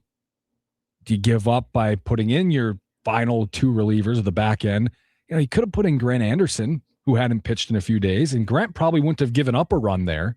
And then you go in tied into the 9th inning and probably then extra innings instead of being down by 1 run. So the other piece that continues to be ugly in Wisconsin sports is the lack of hiring happening in Madison. Yeah. What are we doing? Lack of news, I would say, is what's ugly for me. Maybe not so much the hiring. I think the bad, it would be for me. The ugly for me is that we haven't heard a single word about it. We have very little to ask of the Badgers program, other than if you could bring football back, that would be great. Yeah. But having no news seems very, as a fan of just Wisconsin sports in general, and specifically there in Madison and UW, it's very disheartening. Like, I feel like people should want this job, and I don't feel like it should take this long to figure out who's going to be the right fit for this job here in Wisconsin. And yet, to your point, Aaron, we literally have nothing. 414-677-1250, the Nicolay Law Talk and Text line. The good, the bad, what's ugly from the weekend? Yeah, Scotty Tiffany says the good for us, but mediocre for Christopher Sanchez was his performance yesterday. I was apprehensive going into yesterday's game, anticipating Sanchez and Harrison's last game. What a weekend. Does that help solidify the idea that we really don't need to worry about bats more than we need to worry about pitching? Maybe. I still think the postseason's a little different than the regular season, and proof of that last year. We thought they were good, right? We thought they had enough bats last year, and then what did they score? Like 3 runs against the Dodgers? Was it even 3 runs against the Dodgers? So, someone like, Sal Frelick, he's probably got to be upgraded in the postseason. But where does that upgrade come from? Does someone prop up? Do they figure out a way to align the order and the defensive, the lineup defensively where he's not in there every game and relied on to strengthen a lineup and to really lengthen a lineup? I guess we'll see. But I think hitting is going to be so important in the postseason if you're facing the Dodgers or the Braves or whoever it ends up being. Well, that might be Luis Lara. Yeah, maybe. Maybe it's Luis Lara. Yeah. Guessing that's the next one up. I could get on board with that. Honorable mention in the ugly category to just the city of New York. Like, act like you've been there before. I was watching the news yesterday morning, which is very much a tradition in my house on the weekends. Like, if I don't have to get up at 4, I'll sleep in a little bit, have a cup of coffee, put whatever, good morning. I mean, throw something on, right? They were talking about the scene out of New York City after the Knicks, after the Knicks won the NBA championship. Here's what blew my mind. The reporter on the news was describing the chaos from the night before. And they were joking that apparently some of them didn't go to bed. And the reporter came on and started to talk about the news stories from the night, including a 17-year-old being shot in New York City, 4 people in custody, including a weapon, plus an entire bus was engulfed in flames. And then they went on to say this. But other than that, it was a celebratory night in New York. Other than that, yeah. That's what we're, other than that, they're just passionate. They're just a fan base that's passionate and really loves their team. Yeah, how about let's do it in a normal fashion? Last year when I was in Las Vegas, I made a bet on the Brewers to win the World Series, and I made a bet on the Packers to win the Super Bowl. And I walked up to the counter where we stay there at the Flamingo, and I placed my bets. And the woman behind the counter said, you can parlay these together. And I said, ma'am, if both of these hit in the same year, I don't think I'm going to be around to come back and collect. That is the only situation that I could see Wisconsin losing their ever-living mind over something like a championship if both were to happen. That I don't think we would know how to handle, let alone only a few 4-ish months away from each other. Yeah. But first things first, let's just get a World Series and worry about the rest. But geez, New York. Yeah, just be normal. Be normal human beings. What is it about that city that just can't handle nice things? They're passionate. They're passionate. Psycho. It's just what they do. So it's okay. Passionate is Tim Allen. That is the type of passion that you could bottle up and sell.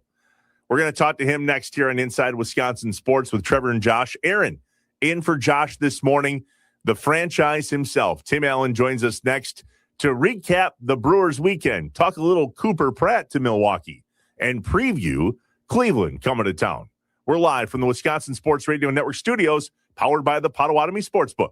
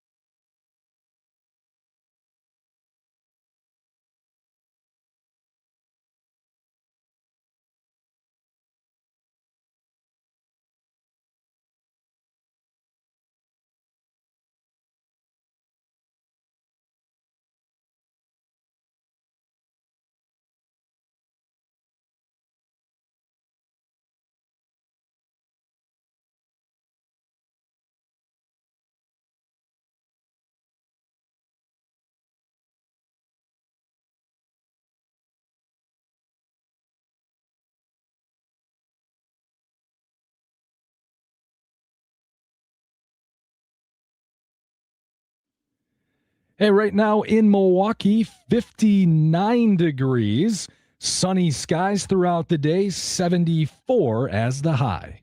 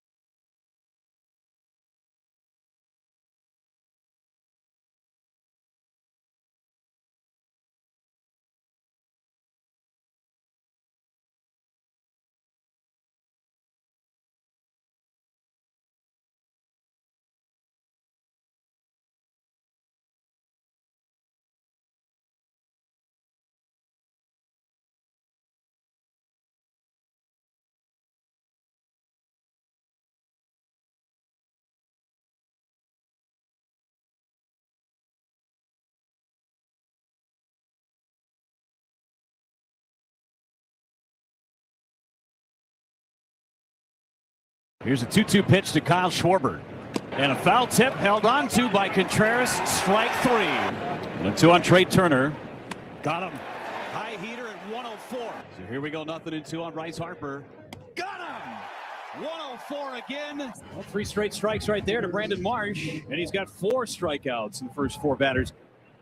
ABS challenge. Well, he's going to win it. 3 up, 3 down for Miz with 5 Ks. Here comes the 0-2. Got him. Boom away with 103. And 2 on Real Muto. Got him. Threw him a slider. 2-2. And Contreras hangs on. Another K for Miz. 2. Got him. Fastball up and in. That's 9 Ks. Swing and a miss.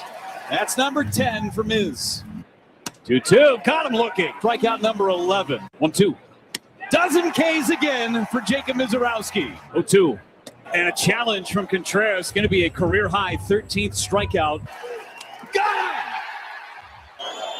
He's done it! A complete game shutout for Jacob Mizorowski. And he strikes out 15.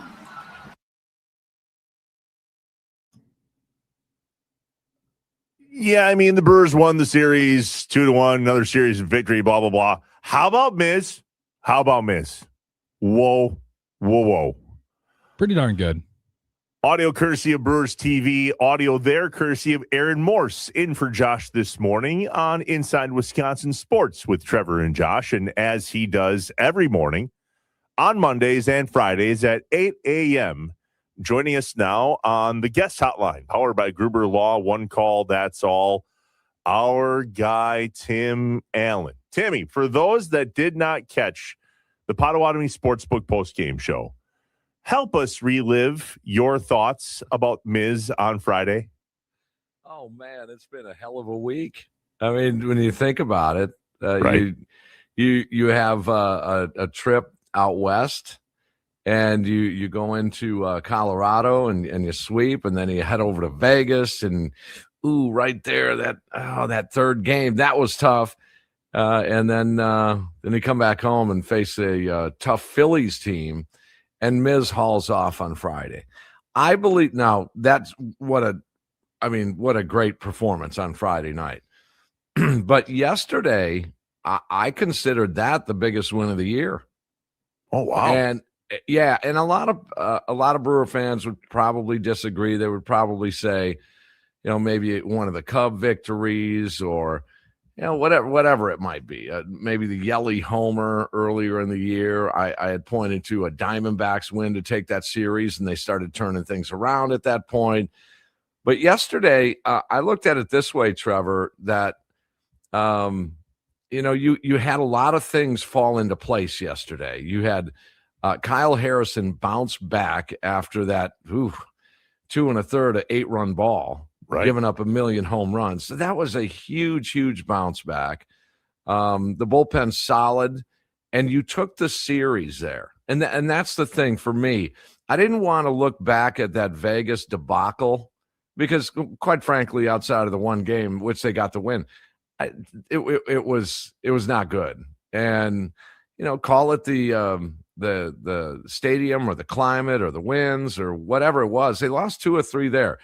You come back home to face a tough Phillies team, and you lose there. You lose that series this over the weekend. This is why I considered it the biggest win of the year. Now we may look back on that Vegas series as, was that the turning point in a little downslope? And I didn't want that. None of us wanted that downslope. So I looked at it as you bounced back, got back on track, won a series against a tough team. And that's why I consider that the biggest win of the year yesterday. Okay, the other factor yesterday, so you had Kyle Harrison. Yeah, another factor was you beat Christopher Sanchez. Mm-hmm. And that's the bonus here, is that Blake Perkins with a 3-run home run may have, well, to this point, helped Mizorowski in a Cy Young race. Now, the players don't think of their awards right now in mid-June. But we do as fans, and that helped Miz on his way to potentially a Cy Young. And if you fast forward a little bit more, All-Star game in Philly, I wonder who's going to start that game, Sanchez or Miz. I did not know that. I think we would have another wine fest coming out from the Philadelphia dugout and clubhouse if it was Miz over Sanchez in his home park. Yeah, at his home stadium. And so Perkins really helped that out a little bit in a weird way. And the final factor in yesterday's win was the Phillies squawking about, Miz being an all-star last year. And you said, shut up with this series. You took it to him. I mean, you shut him out in 2 games. You really kind of took it to him, and you lost barely, a slugfest on game 2 Saturday. So, I look back at some of the Phillies comments last year, and one of the ones that got me was a player that said, "What are we, Savannah Bananas now?" Mm-hmm, and so there may have been a little extra juice here in this series, especially Friday night for Miz. All right, Tim, I'm asking about Jackson Chourio because he homered again yesterday, 2-strike pitch against Christopher Sanchez, got the scoring started. And these last 2 weeks, he has been red hot. To me, it looks like he's kind of flipped that switch or turned that corner into being into what we believed he could be when he first came to the bigs. Flying under the radar has been Jackson Chourio. I'm not budging from my stance. When they signed him and when we caught a glimpse of him his rookie year, a big glimpse and big production, the kid will be a superstar. He's on. Look at his age. That's all I got to say. Give this dude 2, 3, 4, 5 years. This is what you're going to get. He is a potential MVP. He's a superstar under anyone's definition. At some point, whether or not you believe that now or not, he will be across the board, whether it's any baseball analyst or whatever. You can tell he's just, and he's rolling right now. 7th homer, 5 in the last 5 games. He leads the league in home runs this month. And just, he's getting a little more mature. Aaron, to your question, he's getting more mature and kind of laying off pitches occasionally. Whereas before it was just, I'm swinging first pitch. I don't care where it could be at my eyes or in the dirt. I'm going to swing at it. He's been a little more patient. And you're seeing some maturation. Tim Allen joining us on Inside Wisconsin Sports. Let me go back to pitching. How about this? I'll take defense. Aaron, you take offense. We'll do it that way. Was that the best pitching performance in Brewers history? And I ask you because, respectfully, you're the only person on this little trio here that was alive for all 5 that would even come close. Was that number 1? It's tough. I mean, was it the most exciting performance? Was it the best performance? Was it the best game? There's a lot of sort of criteria to this. It's hard to top a no-hitter. I mean, you can strike out a million batters, but it is dominating. There's no question it's dominating. But by the definition of a good line, Complete game shutout is amazing. A complete game shutout with 15 strikeouts, truly amazing. A complete game with 15 strikeouts on 95 or 96 pitches, truly amazing. But when you throw a no-hitter, you threw a no-hitter. I mean, but what about no hits in comparison to no walks? And I know that sounds dumb coming out of my mouth. I'd be the first to admit it, but I think that's the only reason this is in conversation. And Aaron said it earlier in the show, the velocity that Miz was able to show on Friday night, ridiculous. No walks, one hit, face 15 the minimum strikeouts, face the minimum, 95 pitches. That's the only reason we're talking about this. Aesthetically, from a pure pitching standpoint, maybe. But at the end of the day, the line says no hitter for that dude. And the line says over here for this dude. It's tough. I mean, it might be semantics. It really could be. Well, what about this? What about the combined no hitter? Does Miz on Friday night succeed the combined one, or is it still the no hit thing? I guess, to be honest, Timmy, it's got some people riled up. That's why we're trying to put it to bed. I know, and it's so difficult. Single performance. A lot of people don't even acknowledge a no hitter if it's not one dude. Right. I never understood that. It's a no hitter. I'm just saying. I don't care if it's 3, 1, or 10 guys. It's a no hitter. So, the Burns hater thing. CC Sabathia had some amazing games and complete games, and Ben Sheets 18 Ks and some domination there. It's just, I just feel it's tough to top a no hitter. I just do. We'll give you that. All right, Tim. How about if we go back to the offense? I've got the offensive questions here.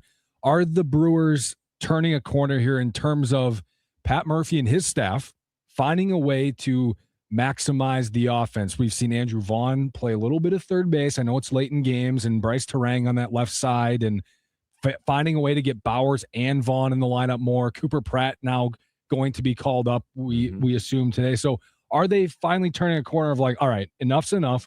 We're just going to put our best lineup out there, and for maybe a little bit at least, maybe it's a couple weeks, defense be damned. You got to credit Pat Murphy for yesterday. The left side of that diamond, I mean, it was the much maligned Joey Ortiz, the much maligned Luis Rengifo. A little maligned, but he ain't going anywhere because he's Pat Murphy's guy, David Hamilton. Those three, there was no Frelick, Terang, Yelich, or Bowers in that lineup yesterday. And look what happens. They make some nice defensive plays, and Perkins hits a 3-run, and Perkins in the lineup, by the way, and Perkins hits a 3-run homer off of Sanchez. It's just I don't know. Murphy is Murphy's magic. I wanted to bounce this off you guys, and I've been giving it some thought since we got off the air yesterday with Tommy Wirtz. We were doing the Potawatomi Sportsbook post-game show, and Tommy brought up a question to me that I have to consider this. A lot of people are going to be, you guys are going to be heating up on your show, Trevor, on the trade deadline. And, I would say in the next couple of weeks, things are going to say, hey, man, where are the needs? And still a lot can play out here. Guys could get hurt, and you could be forced to make a move. And if there's another pitching injury, and then now what? And maybe someone's available. Maybe someone offers to the Brewers. So a lot of things can happen in the next 2 or 3 weeks. At that point, though, it heats up. Tommy brought up, what if the Mets continue to tank? Because they're tanking. They're not good. They're, 7 games under 500? It's a pipe dream for them to win their division. It may be even a stretch for them to make the playoffs. So if they white flag it, would you go back to Stearns in New York and say, we'll take Freddie as a rental. You can have Jet Williams and Brandon Sproat right back. Yes, please. Yes, please. And the more I thought about it, I was thinking, I don't know, because I like Brandon Sproat, and I know a lot of Brewer fans are a little bit into him. on a negative side. But I think there's tremendous talent there, and I think he could turn out to be way better than we think. But that being said, after sleeping on it last night, I would do it. I would do it too. All right, then it comes back to me, and then I thought more on it this morning, and I thought, yeah, you know why you're saying that, Tim? Because you didn't like the trade anyway.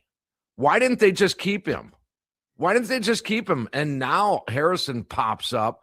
Look at that. Look, you're not using Jet Williams. Brandon Sproat has been a little sketchy at times. His last 2 starts have been good. But why did you do it in the first place? Could you imagine whether you did the deal or not, or whether you do another deal or not? Miz, Harrison, and Peralta in the playoffs? Oh, I'd take that all day long. I'll say no. I would not do that trade to reacquire Freddie Peralta. But I also think it's probably because I'm not a big Freddie Peralta guy to begin with. Are you going to miss Aaron? Here would be the point, though. Here would be the rebut. Are you going to miss Jet Williams with this organization stacked in the infield? I think you could. I mean, he could play the outfield a little bit, but I think you can get somebody better than Freddie Peralta for Jet Williams. So, okay. I think, or Jet Williams is part of a package, maybe with another guy that could get you a pitcher better than Freddie Peralta. For instance, Tarek Skubal. I think Jet Williams could be in a package like that with a couple other guys, but I think you get someone better than Peralta. Is Jet's stock that high? I mean, to me, let's go to his ceiling. What's his ceiling? Jet Williams. Boy, I don't know. I don't think his stock is that high. I have agree. a follow-up to Peralta, though, here for just a hot second. We talked about rental. He's not exactly having a super banger year, right? The Mets are down. Mm-hmm. Let's say we get him back and Woody's not on the payroll next year for 20-some million. How much is Freddie going to get, or do you think we can somehow find space for him? No. He's gonna warrant a huge deal. It's way outpriced. Worth the shot.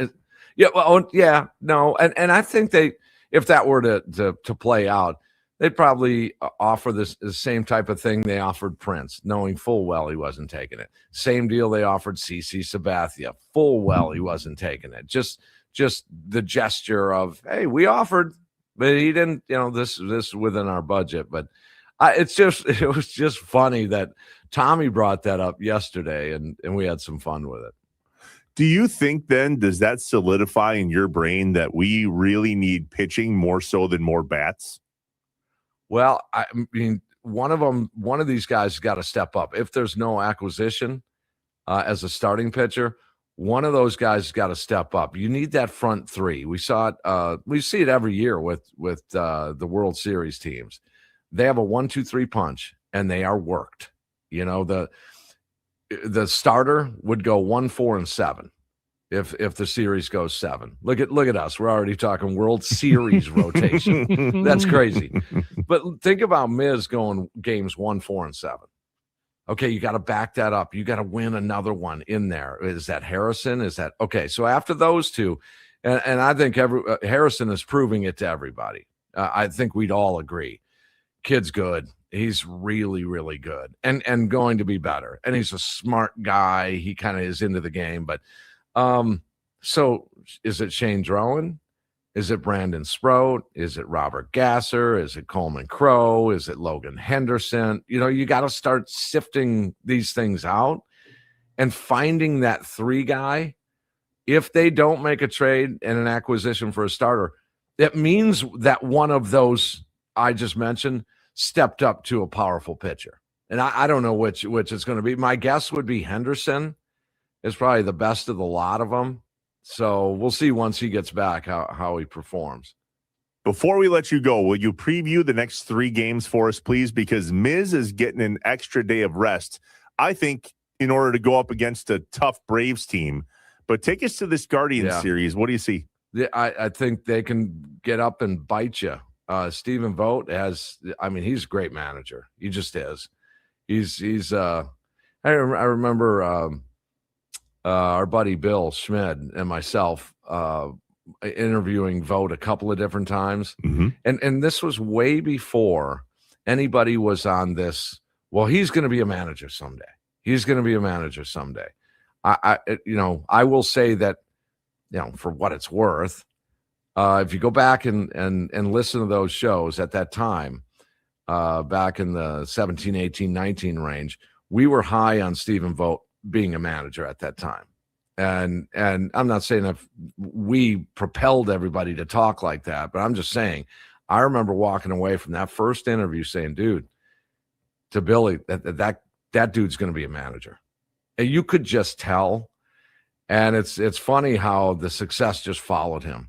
And that's a team, they can score a few runs, but they'll go back and they'll go get their D in the dirt, and they will battle you. That's a team that won't give up. A 2-run lead mid to late game, don't feel comfortable because they can come up and bite you. I'm not saying their offense is that powerful, but it's very similar to the Brewers, where they're just going to battle you. Pitch counts, you got to keep an eye on that. You got to play good defense again. You give these guys a little bit of an inch, they're going to take it. And so be careful. This is a challenging series. I think you take this series and head into Atlanta. It could be a fun weekend as the Brewers dialed in Miz and Harrison to go 1-2 Friday and Saturday in Atlanta. Atlanta's a good ball club, really good ball club. That should be interesting. I mean, historically, in the last handful of years or so, that's been a nightmare down there in Atlanta at times. So you got to be careful. But this may be a little different dynamic here. Miz and Harrison should be fun. But, yeah, don't overlook tomorrow night, Wednesday night, and Thursday afternoon. After the last pitch, make the switch to the Potawatomi Sportsbook postgame show with Tim Allen and Tommy Wartz. Timmy, we'll talk to you on Friday, hopefully after a good week of Brew Crew baseball, man. All right, Aaron, Trevor, have a good day. Thanks, Tim. You too, man. We'll see you soon. The guest hotline powered by Gruber Law. One call. That's all. Nobody like him. Tim Allen. He joins us every Monday and every Friday at 8 a.m. When we come back, we're curious. What nighttime games did you guys play growing up? I've got a story from our family dinner last night in regard to what's happening with my teenage boys and playing nighttime games. What'd you guys do at night when you were growing up? Was it kick the can, ghost in the graveyard? Did you make up games? Or was one of you a musician? You didn't like sports, but let's just hypothetically say you could play the guitar. Wait till I tell you what happened last night. Inside Wisconsin Sports with Trevor and Josh. Aaron in for Josh today on the Wisconsin Sports Radio Network. Those studios powered by the Potawatomi Sportsbook.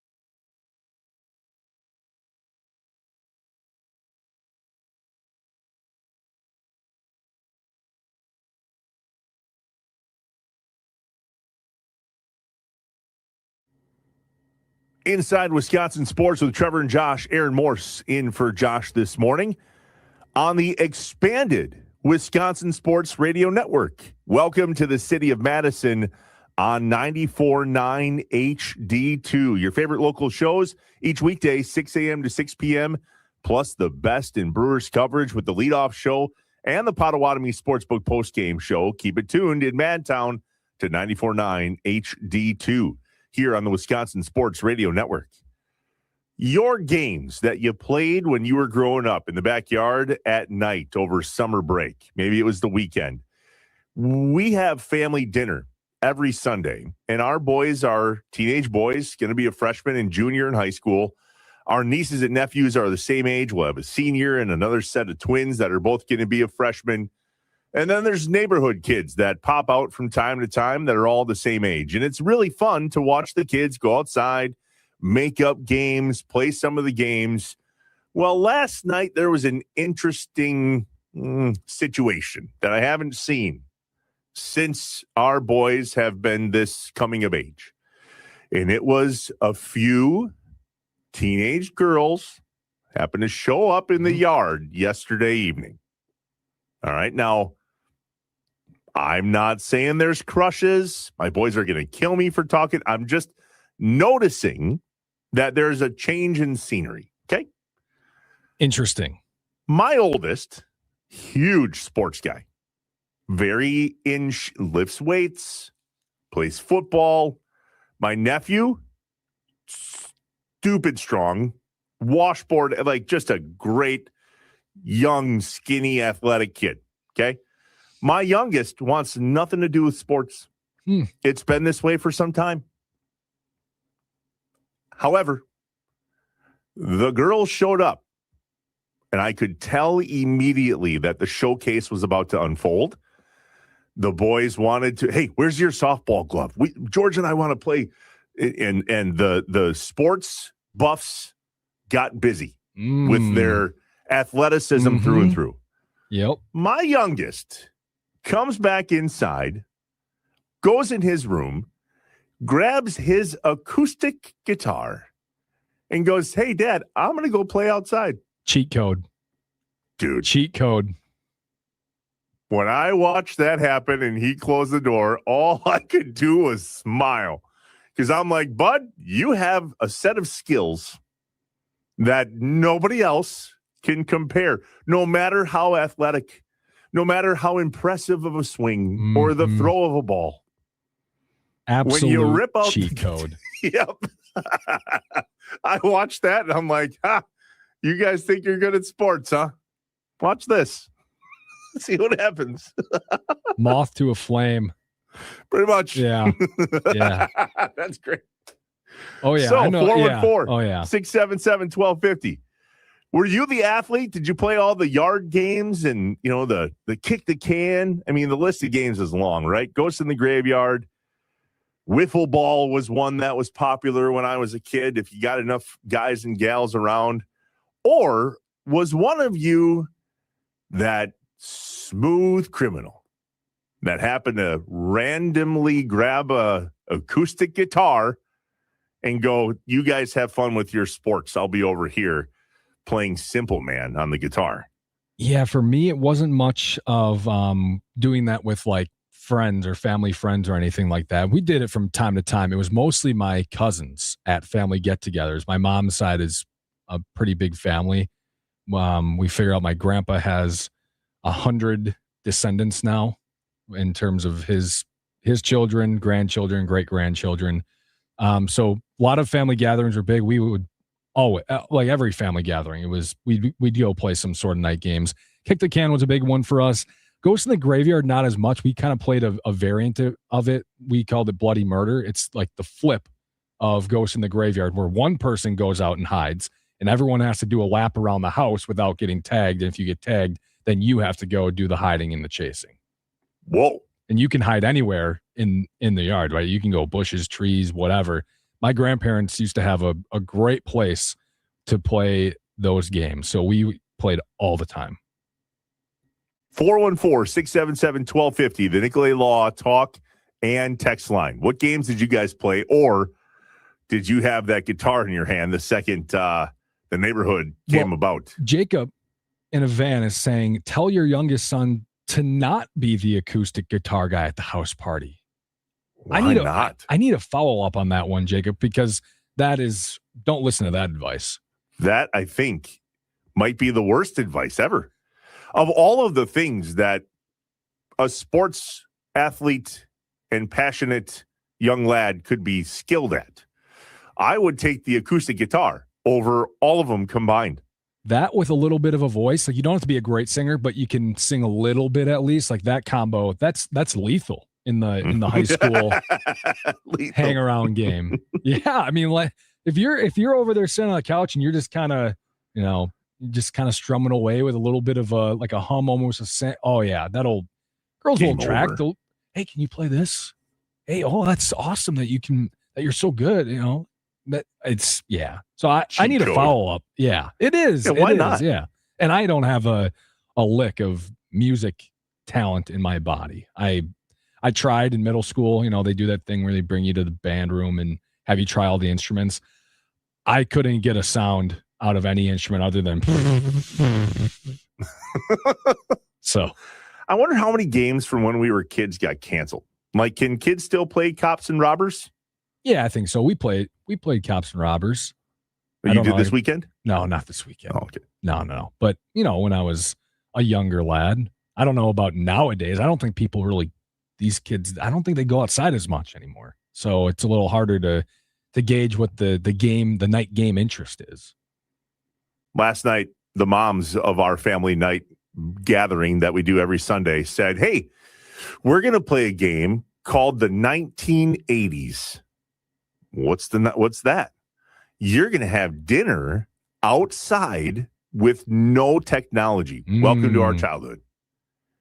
Welcome to the 1980s. And then we got into, not an argument, but that was a bad decade. Were the 80s worth a you-know-what? Because I was born in 83. And if I look back to the 80s, 90s, and 2000s, the way I described it was, sure, the 80s were good. The 90s were better. The 2000s were just showing off. For me, though, to look back at what am I as a kid? It's not the music, respectfully.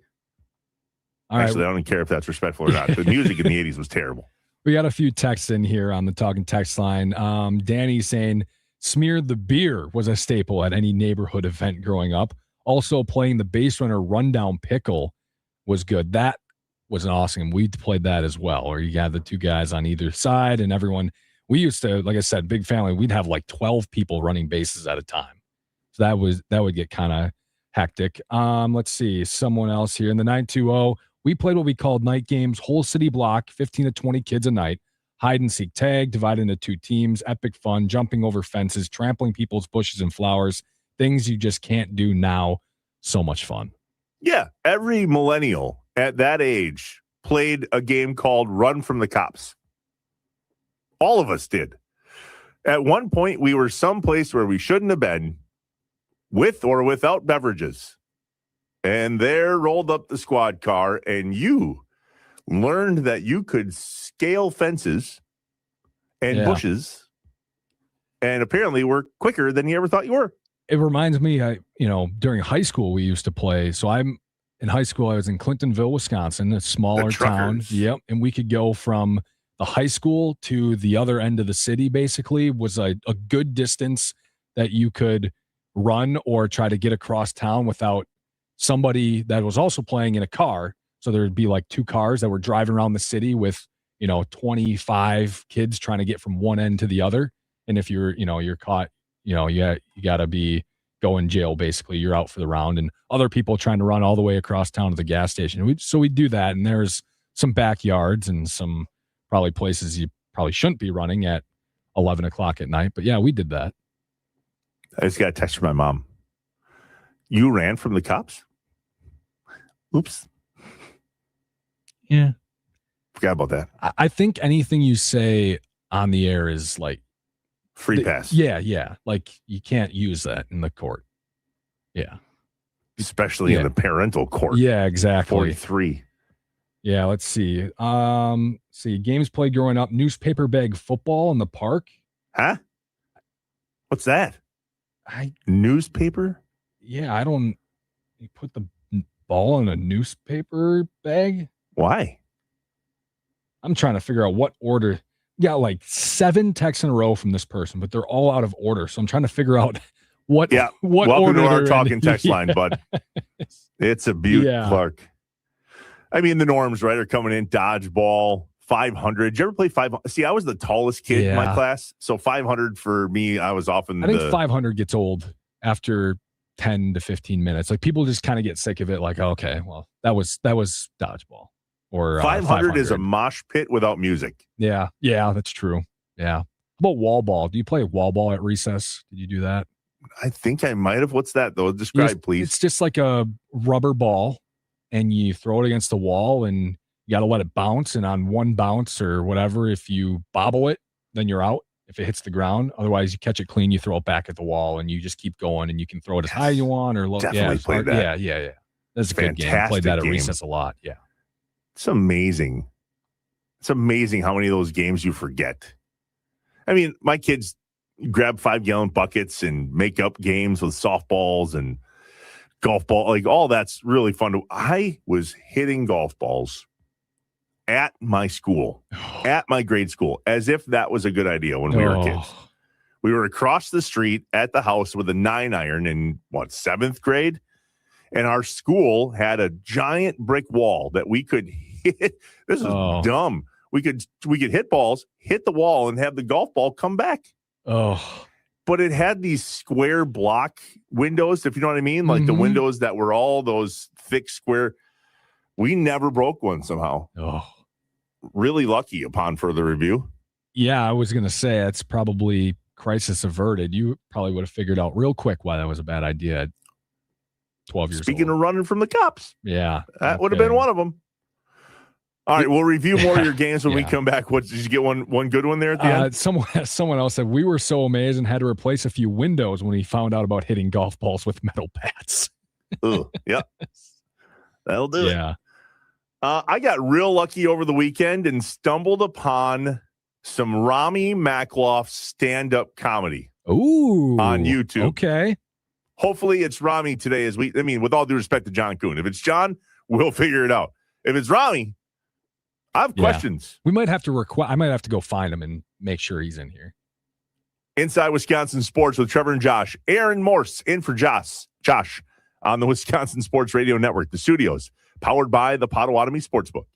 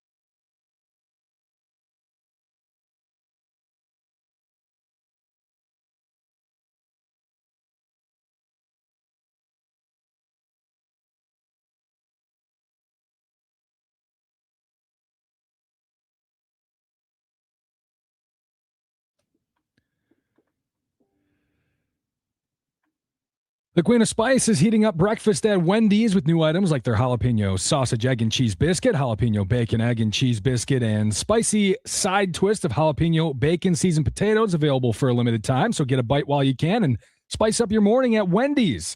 And did you know any youth sports player can score a free small classic Frosty anytime they visit Wendy's in their sports uniform?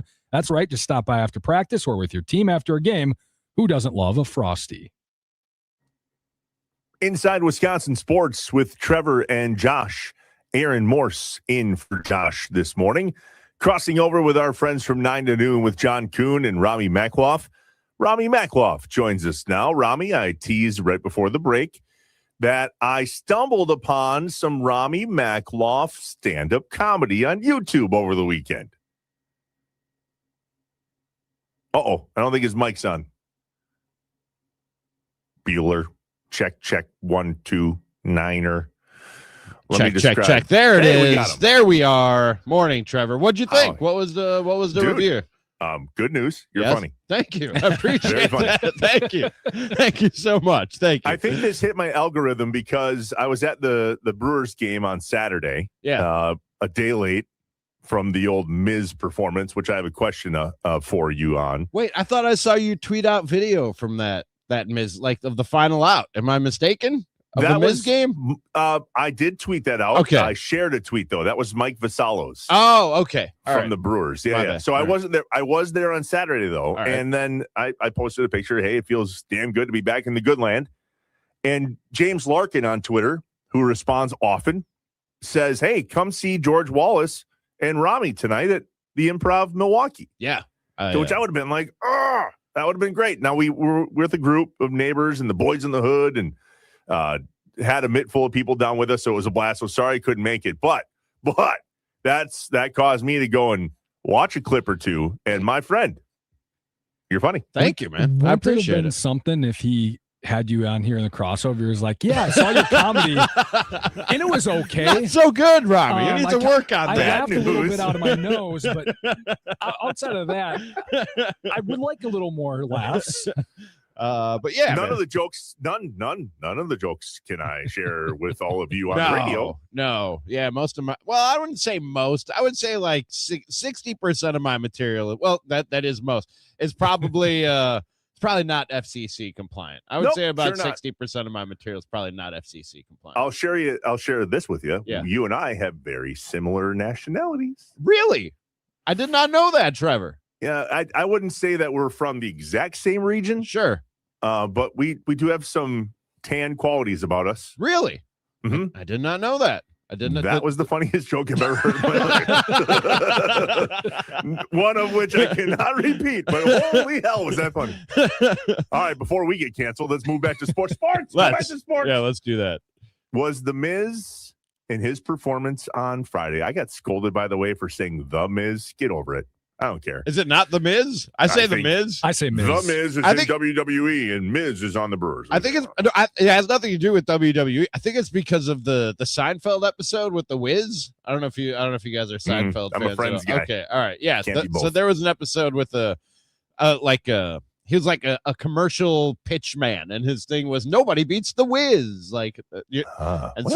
So because of that, I think the is just locked into my brain before the Miz. So I'm sure you guys are going to talk about this, but we asked Tim Allen, we asked those listening from 6 to 9 on Inside Wisconsin Sports, was that the best pitching performance in all of Milwaukee Brewers baseball history? If you guys are going to talk about that, then say, hey, well, you'll have to stay tuned. You will have to stay tuned, but just a quick sneak peek of mine. I think in my 20 years of, in and out of this market, most of the time I've spent the last 20 years in this market and covering this team closely. It's the best performance I've seen by a Brewers pitcher. That I can say in the last 20 years, and the most dominant performance. I mean, I heard Tim this morning. It doesn't get much better than that. And I know the no-hitter has the cachet of no-hitter, but he faced a minimum. He faced 27 batters. He gave up one hit. That means one pitch that he threw, one Phillies batter was able to catch up to it and put it in play. And the other 26 couldn't even do that. So I think this was the most dominant performance I've seen from a Brewers pitcher in the 20 years I've been following this team day in and day out. What else is going on from 9 to noon? Well, obviously we got to talk about the Miz. We will get into that and that discussion. The call up of Cooper Pratt, which appears on the way. We got some World Cup talk in line as well, and we'll talk about those NBA Finals and what we witnessed over the weekend with the Knicks bringing home the title and absolute madness in New York. So lots to get to here on a Monday morning. We talked about that little bit of madness in New York. I happened to catch a piece from Good Morning America, who on the air from New York said overnight some Knicks fans didn't go to sleep. A 17-year-old was shot, 4 have been arrested, and a weapon has been recovered. Plus, a bus went completely engulfed in flames. And then, Rami, they said this. Other than that, it was a pretty good night in New York.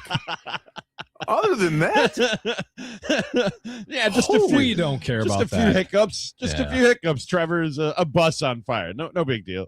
They're passionate, okay? The poles. Leave them alone. They're passionate. They're passionate. Yeah, no. Come on. They're psycho. All right, stay tuned. Robbie Makloff, John Kuhn, Brandon Snide, 9 to noon. Up next here on the Wisconsin Sports Radio Network. Our thanks to Tim Allen for joining us, as he does every Monday and every Friday at 8 a.m. to talk Brewers baseball. Our thanks to all of you for chiming in on the Nicolay Law talk and text line. Do so again tomorrow. And Aaron Morse for being in for Josh today. Aaron, I think you and I get to do this again tomorrow, yeah? We will do that. We'll be back here tomorrow morning, 6 to 9, inside Wisconsin Sports on the Wisconsin Sports Radio Network. Studios powered by the Potawatomi Sportsbook.